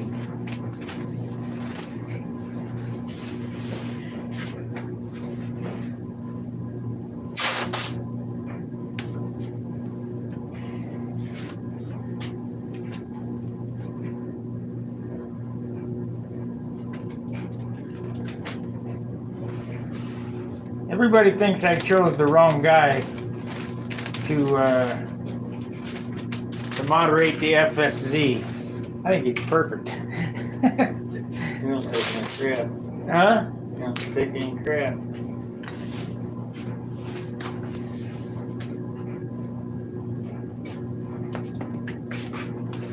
He's not hard to get along with. He's got a. Not mine. He's a typical East Coaster. You gotta take them guys with a grain of salt.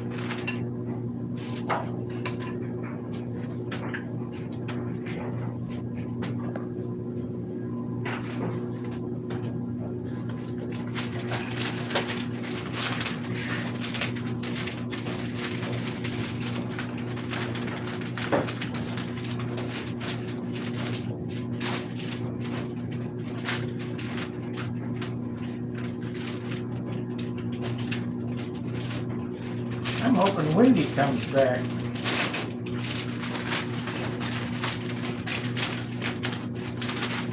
I'm not gonna hold my breath on that unless he gets too bad to ride motorcycles, and then it might be too bad to.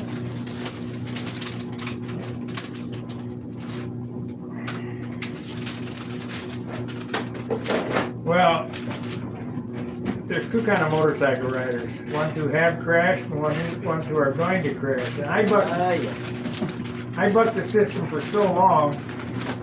I've crashed, but I'm still here. I just figured it was time to hang it up. Of course, I needed to pay my taxes and re-roof my house too, so. I was a dirt bike rider, so I know what crashing's all about. And I did ride street quite a bit, but learn how to crash in dirt. It doesn't save you from that idiot pulling out in front of you on the street there. Or the bus driver sitting there and you're stopped right back by his exhaust, and he's sitting there with that diesel motor going blowing a bunch of diesel smoke in your face while you're sitting there. Crap.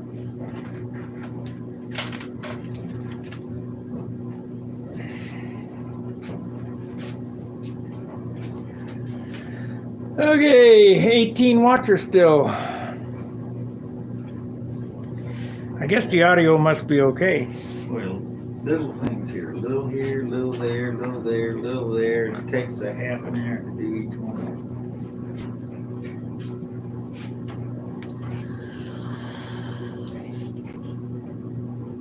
Randy Powell says it best.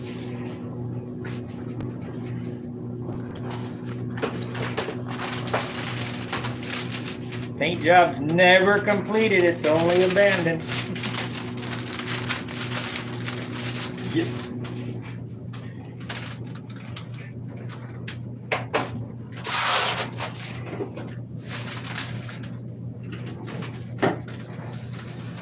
I think I might buy a 6-inch masking machine. Make one. Can't be that hard. I can get one for about $10. Is it worth the afternoon for $10? Maybe.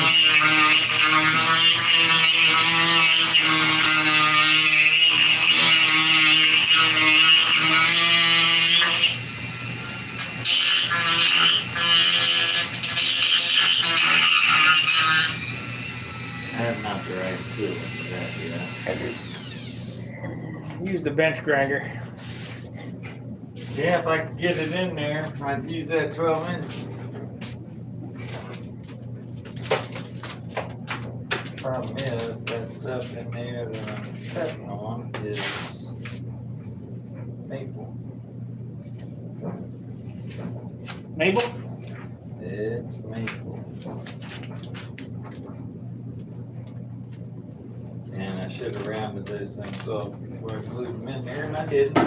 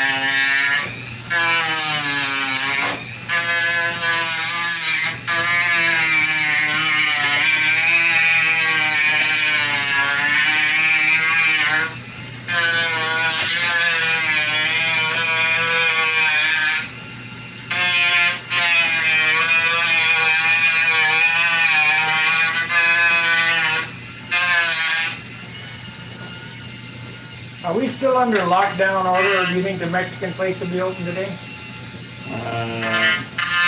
I would think it would be.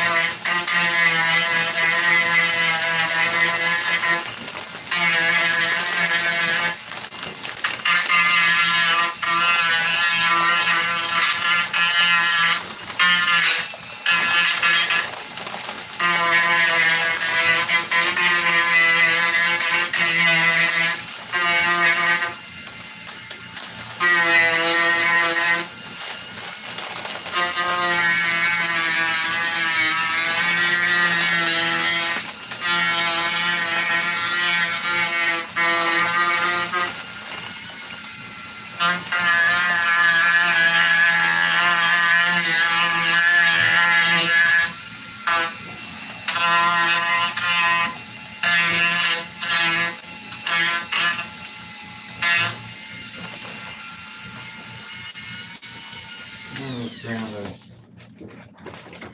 just have the grandma. Ink one there. Pipe them a little bit bigger.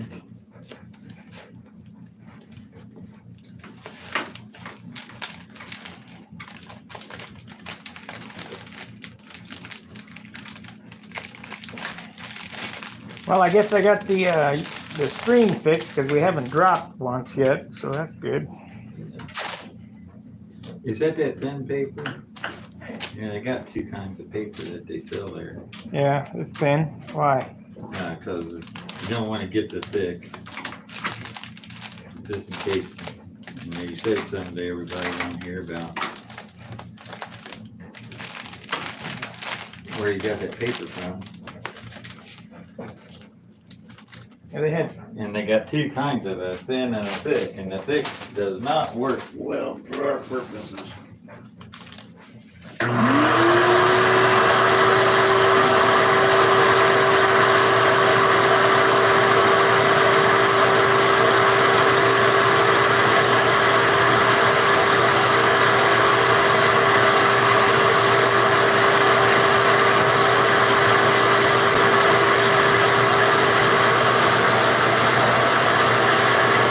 Tim Redmond says the microphone works great.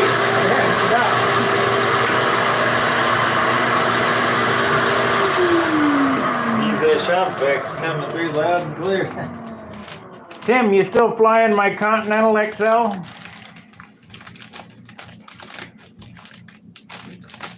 Because that's the best airplane he's ever flown.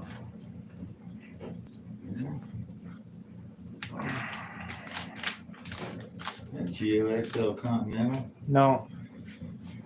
It's got a Geobolt wing in it. Not this wing.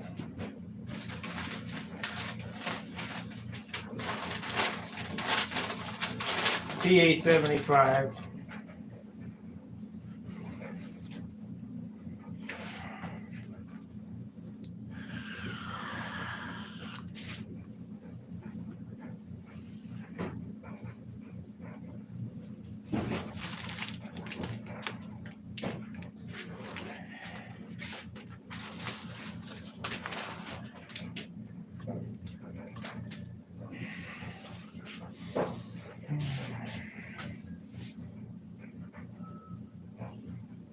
Dan Winchester says, Dan, John looks like he's doing a root canal on his plane. Yeah, it's about the same, man. You gotta be careful because there's a little nerve endings in there that you can hit, but you don't want to. When you're hogging on maple that's right next to balsa wood, all the way three sides of it is, yeah, it does get pretty sticky.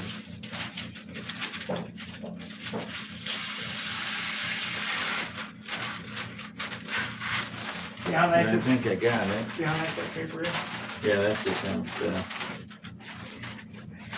It's only $7 a roll. There's some green stuff that's thin also. That's the brown or green. It works good. It holds up the lacquer and stuff real well. I mean, even if you put it on wet.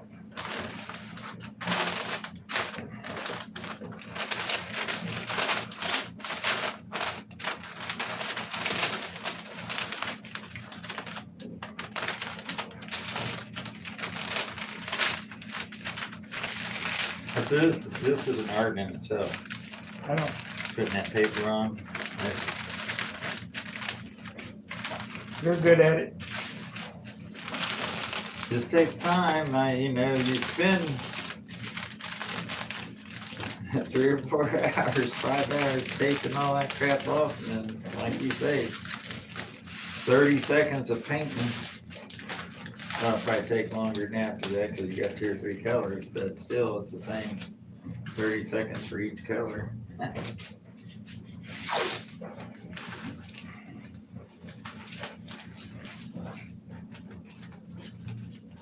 did that. I'm gonna have to put a little bit of air epoxy down there. Tim, I bet my Continental's getting long in the tooth. What, that's about, it's gotta be 15 years old.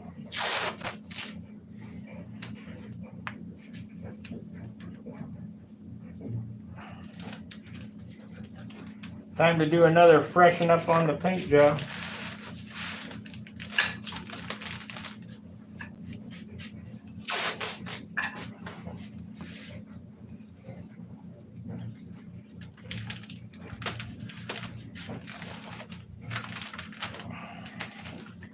Just remember that airplane's covered with urethane, so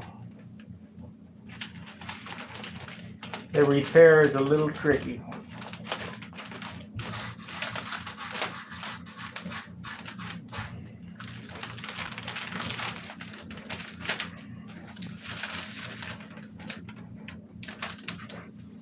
Was a good flying airplane though.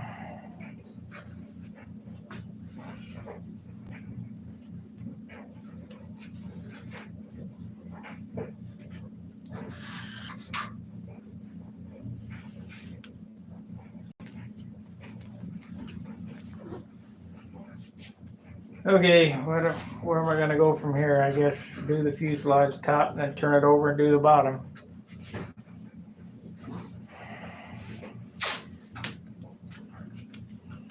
Yep.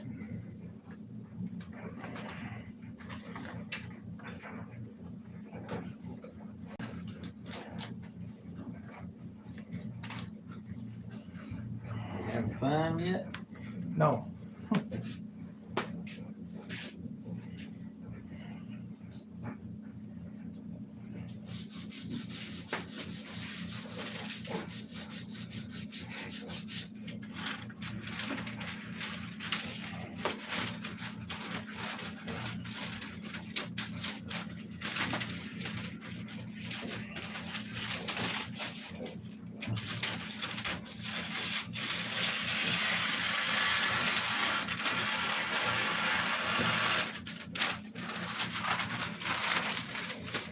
Okay.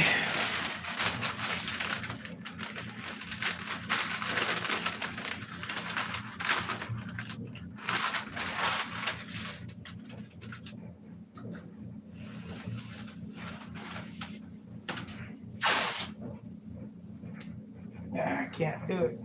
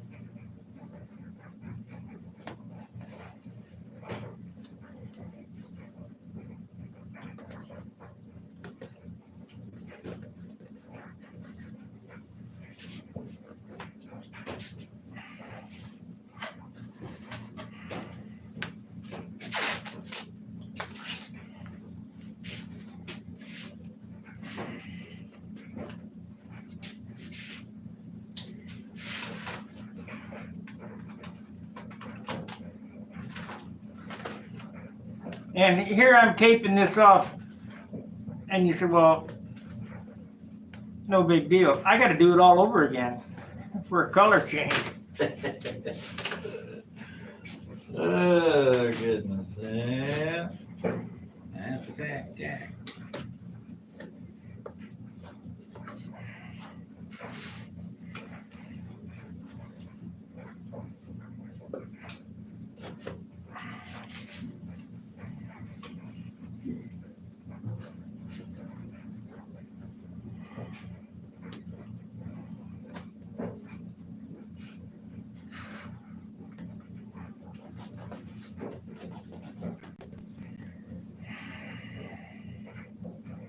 All over again for a color change.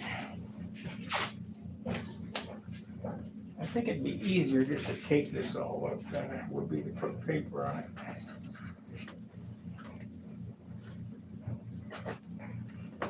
And I hope we had enough thinner in that so I don't fill up any paint. That's how I feel about it there, bud. You doing that at your own risk.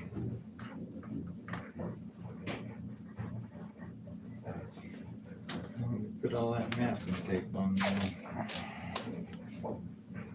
And we did have plenty of thinner in that. Leaving glue behind and all that stuff. I ain't worried about that.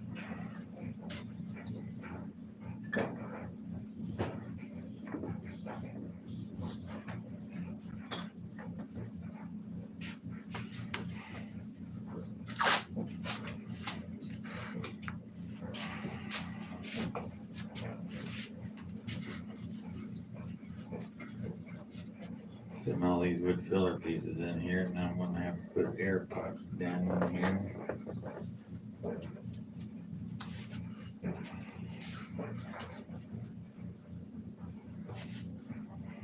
Stupid mistake. Well, if the guy would have been thinking when he built it. Well, I was thinking, I just went to do some refinishing and slipped and ground through a bunch of stuff, which didn't help. And now I'm having to do it the hard way.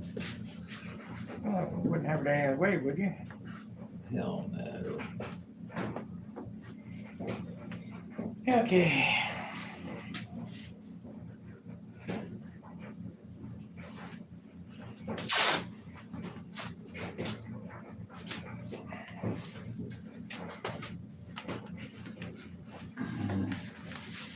Thank God Jim won't be looking down in here. I'll tell him to. Jim, you gotta look inside here. Just remember, buddy. I know where to look in on that one too.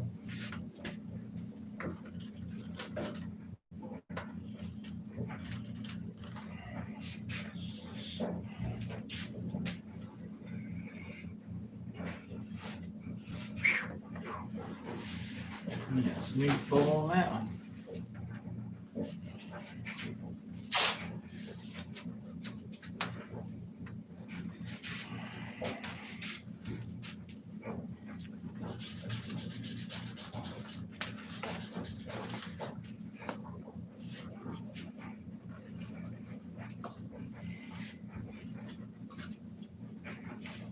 I better use heat to remove all this tape on this airplane, don't you think? Bad idea. Tim says he hasn't flown much this year. He's been working like crazy. Making them big dollars, $100 an hour.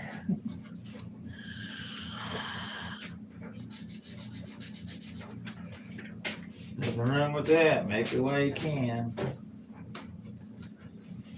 What happened there? What happened? Yeah. What are you doing? I sanded through. I'm covering this up so I don't put air epoxy on the ends of my blind nuts underneath there. So I'm filling that in so it doesn't go underneath there and foul them all up. How would you stupid for it? So I put a piece of 1/8 inch in there. Yeah. Fill that up, and then this fills the little corners up down in there. Fills up underneath there where I don't air epoxy. I'm just super sand that. Be great. Smooth baby bud.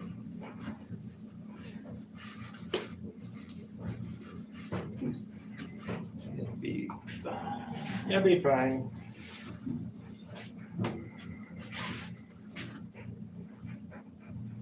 Did you fit your PA in there? Not with that pipe yet, but Yeah, it'll be fine.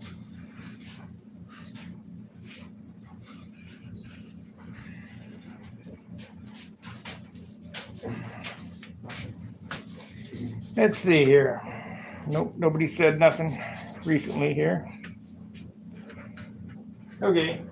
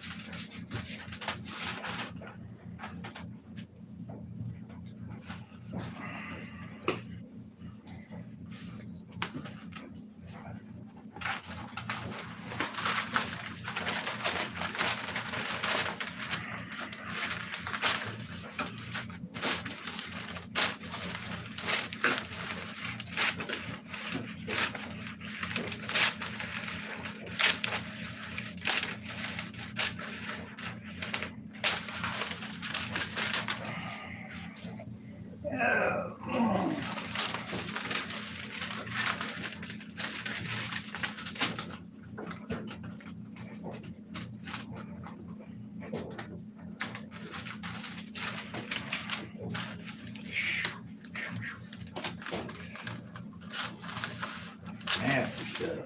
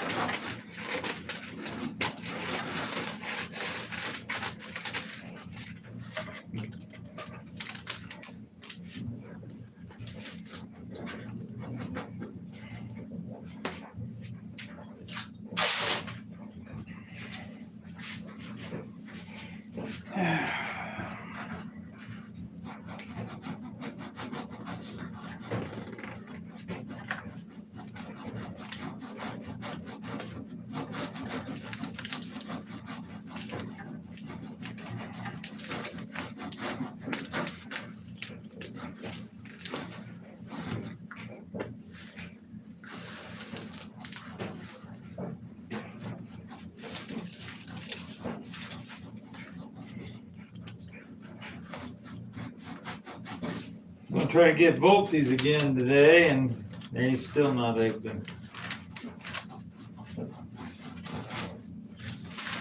I think he had a couple more toes cut off or something.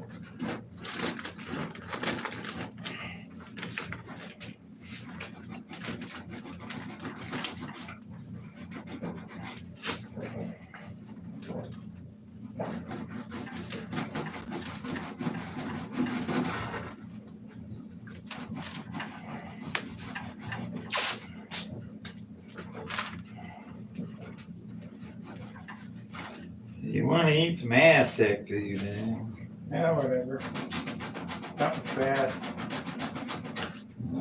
Definitely not fast. I guess we can go to Arby's or McDonald's or whatever.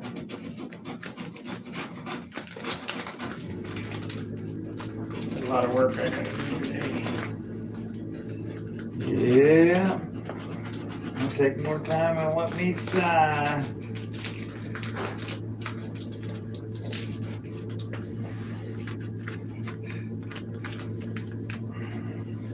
Let's get some more jitters.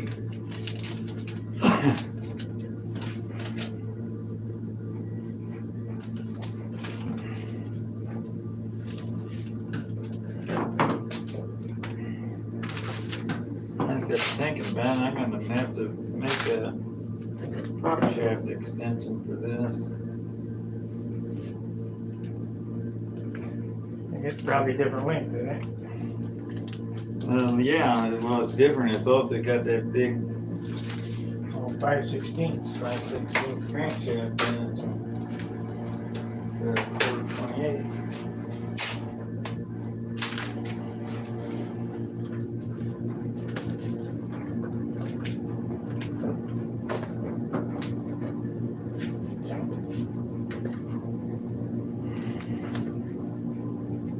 quarters. Just take your other one and drill it out. Then I won't have one for 1/4 inch. The best filler is called Super Fill. It's $20 a quart from Wix Aircraft. 2-part, light as hell, sounds like balsa.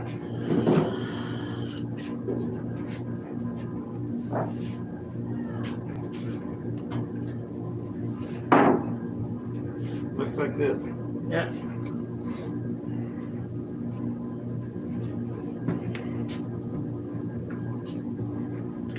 It's hard to mix up, too.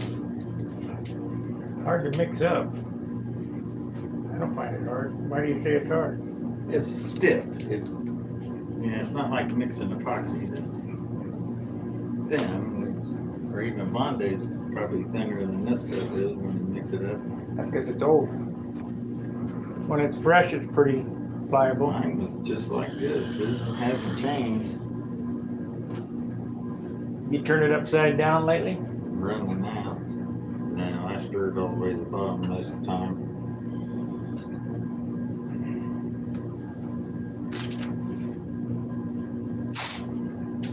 Let's see. Need to get some more. It's like everything.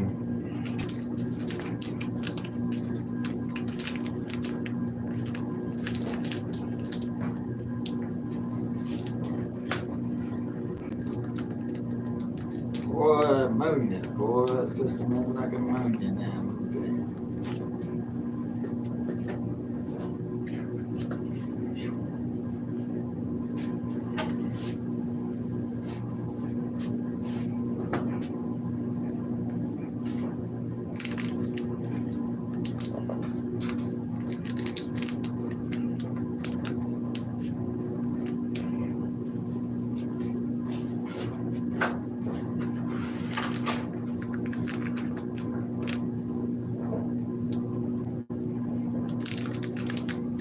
Okay.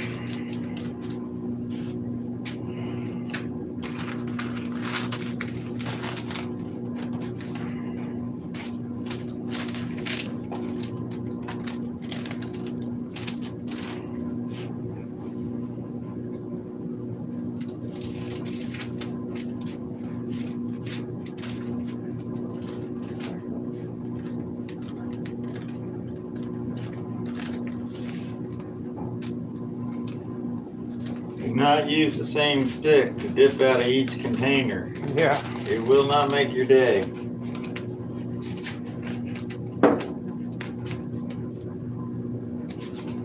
I use plastic spoons. 3 of them. Of course, you could use 2 in a stick, but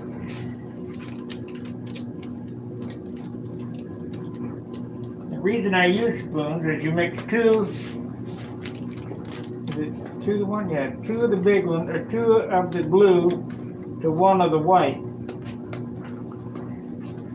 and then stir it up.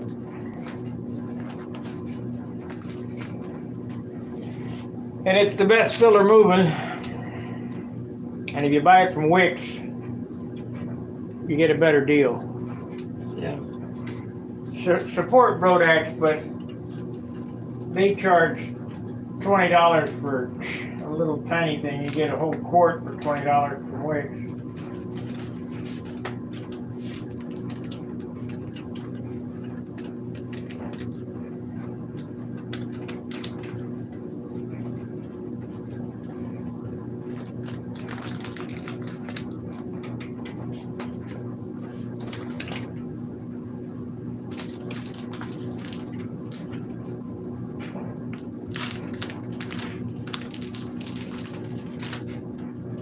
I had to talk to Scott and see if he'll give me some type of sponsorship where I can put a product code or whatever, and everything that's sold with that product code I get a little cut on to help support the channel. Nice.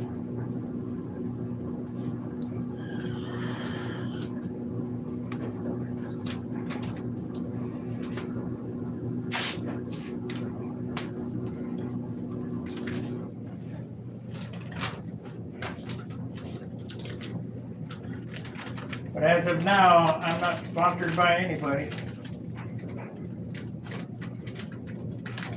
Normally doesn't matter too much anyway, just like anything. Motorcycle racing, go-karts, whatever, they sponsor you and they give you maybe a slight discount off product line. If you're lucky. That's even if you're in the upper echelon.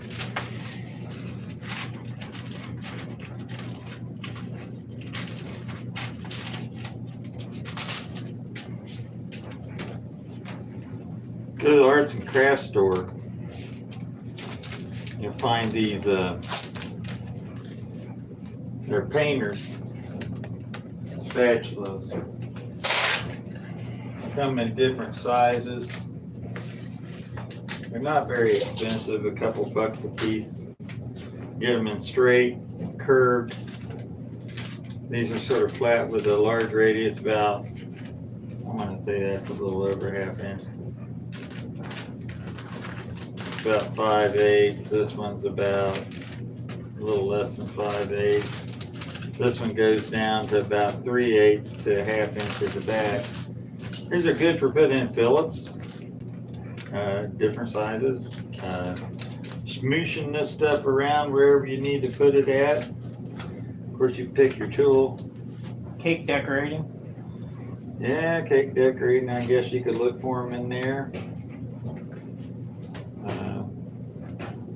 These I found back in the paint, arts and crafts paint. They work real good. Clean them up, reusable.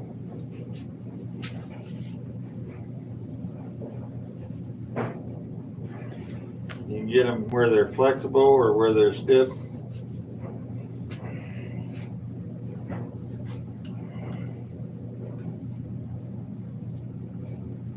I'm getting hungry. I wonder what time it is.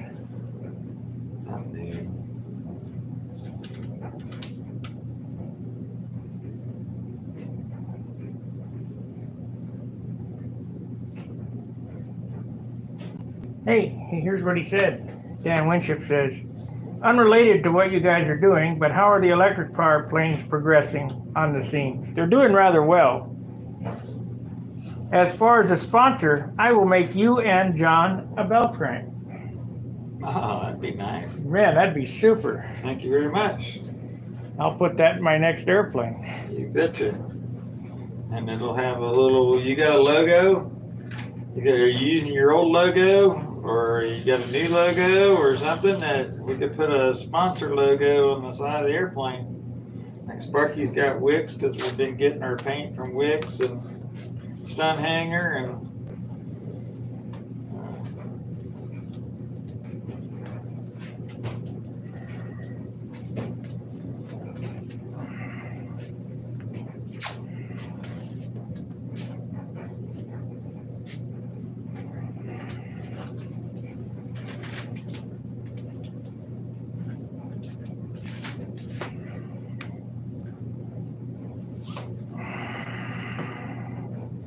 just bought a 6-piece set at a Hobby Lobby, palette knives for oil painting. That's exactly right.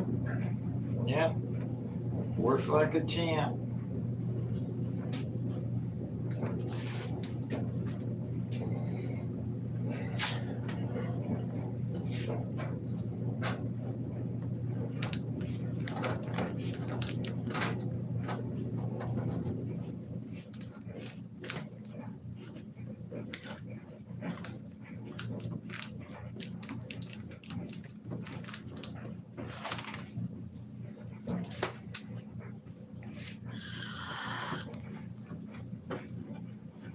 Let's see.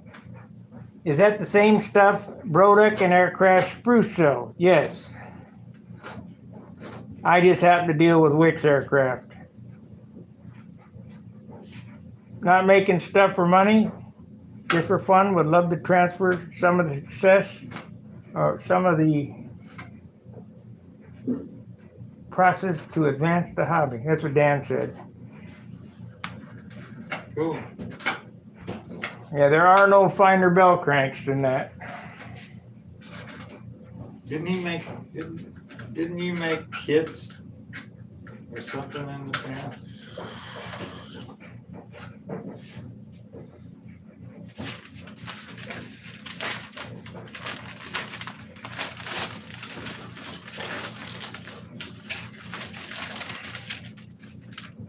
Yeah, I'll do this side, I guess, and then go up the way.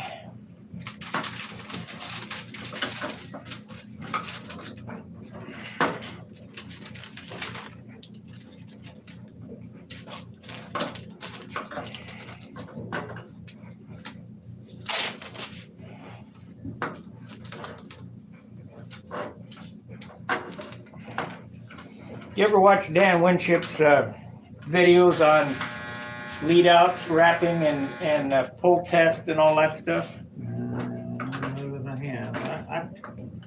He did bell crank, you know, he did a test where It's been a long time ago. oh yeah, it's been in the 90s, I probably did back then. where he pulled and see how much weight it would take to break the lines, you know, the lead out wire. Yeah. See, Dan, I watch everything. I don't know if I had a computer back then. And they still probably are on. Just look up Winship models and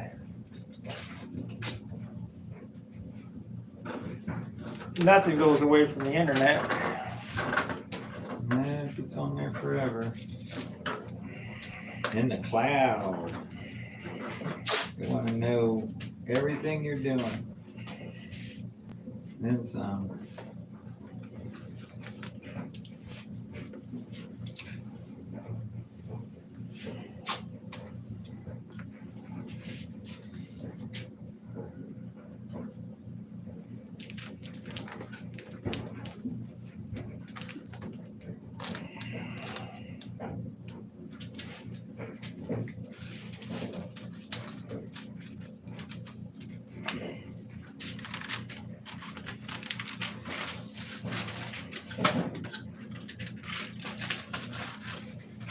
Man, what a pain.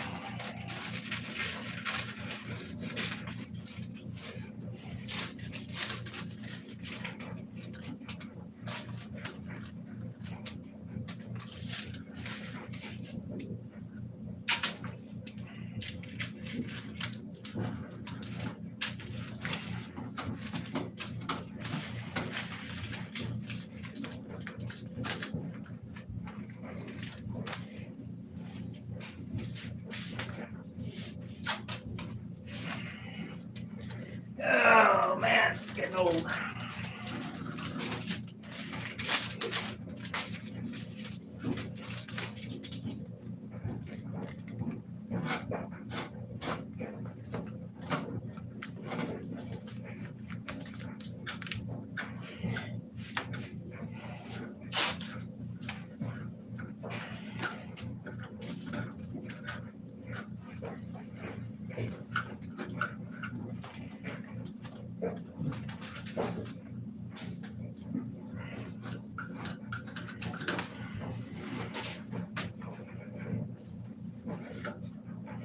Let's see. Dan Winship says, develop the foam wing cutter for stunt wings that cut both sides at the same time. Maybe someone would be, yeah, we'd be interested in that.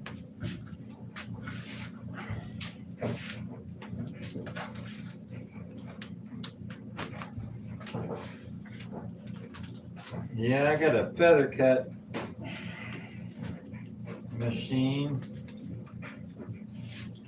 Works pretty good for, keeps the ripples out of everything. Takes a little bit of a learning curve to figure it out, but it's not too hard.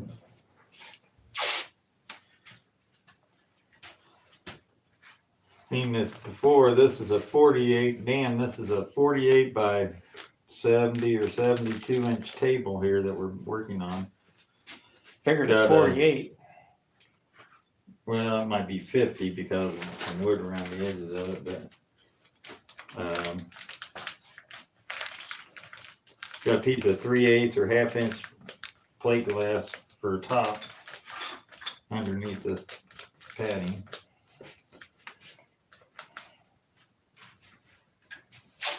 That's the building board.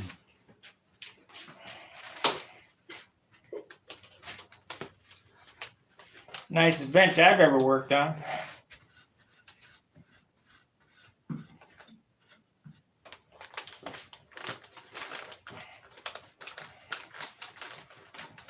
And I got a pretty good sized bench at home in St. Louis, but ain't as big as this one. But as I've shown you in my little workspace at home, it ain't the size of the shop. It's the guy running the tool. Yep.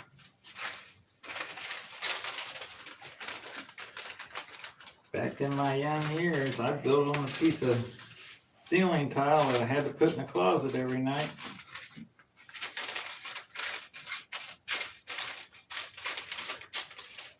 Break it out and put it on the kitchen table, build. Lunchtime rolled around, you have to put it up. Dinner time rolled around, you have to put it up. Put it in the closet.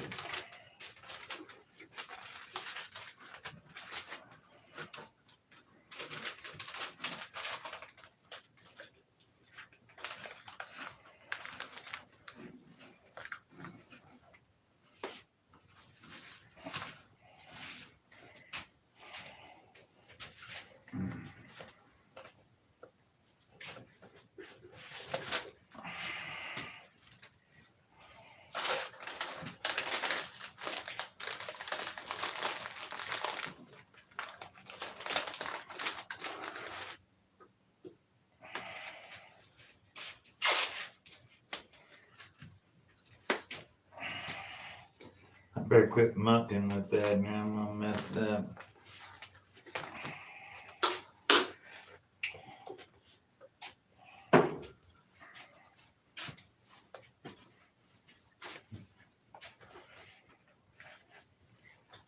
See, I won't hardly even take much sanding at all.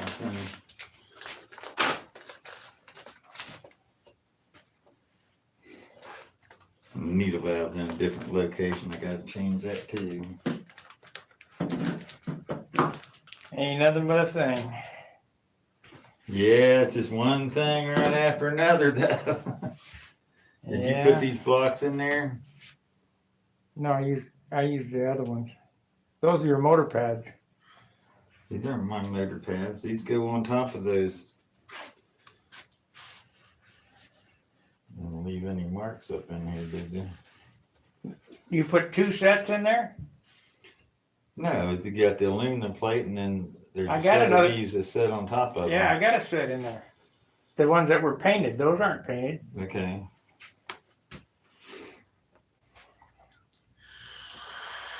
I thought those were your motor pads. No, I got motor pads are screwed in there. Those are probably just an extra. Yeah, I found these in one of these pill bottles. To take all my. Indianapolis to John's house, about how long? About an hour and a half? Yeah, maybe far side of Indianapolis, probably 2 hours. Dayton, Ohio. I mean, I live in Kettering, which is just a suburb of Dayton. We're about maybe 15 miles off Interstate 75 and 70.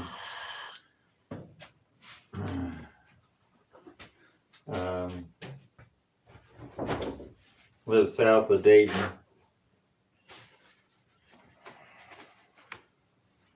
So,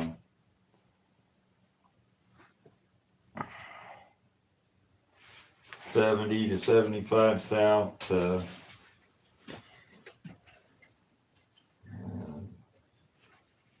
Springboro Pike exit. Of course, that all depends on how fast you drive, too. Yeah. Yeah. I think, you know, if you go by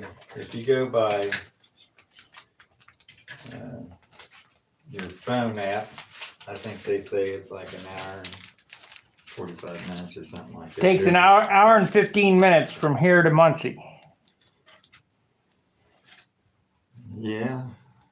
It takes longer to get to Indy, and I think he lives on the far side of Indy, on the west side. Indianapolis. Yeah.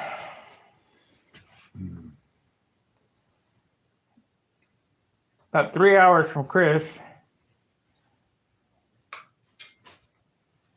No, I'm working in Dayton. I live in St. Louis, but work in Dayton. So St. Louis is about 3 hours from Indy, about 5 hours from here. So I guess, yeah. Of course, then again, it depends on how fast you drive. Yeah. I'm getting hungry, John. I get that way every now and then. We've been on 2 hours and 40 minutes. I think we're going to end the stream, go get some lunch. We'll be back after that. Finish taping and the taping will take the rest of the day, and the shooting of the paint will take 15 minutes. Pretty weird. If that. So appreciate you guys watching. We'll see you after lunch. Fair winds, tight lines. See ya. Okay.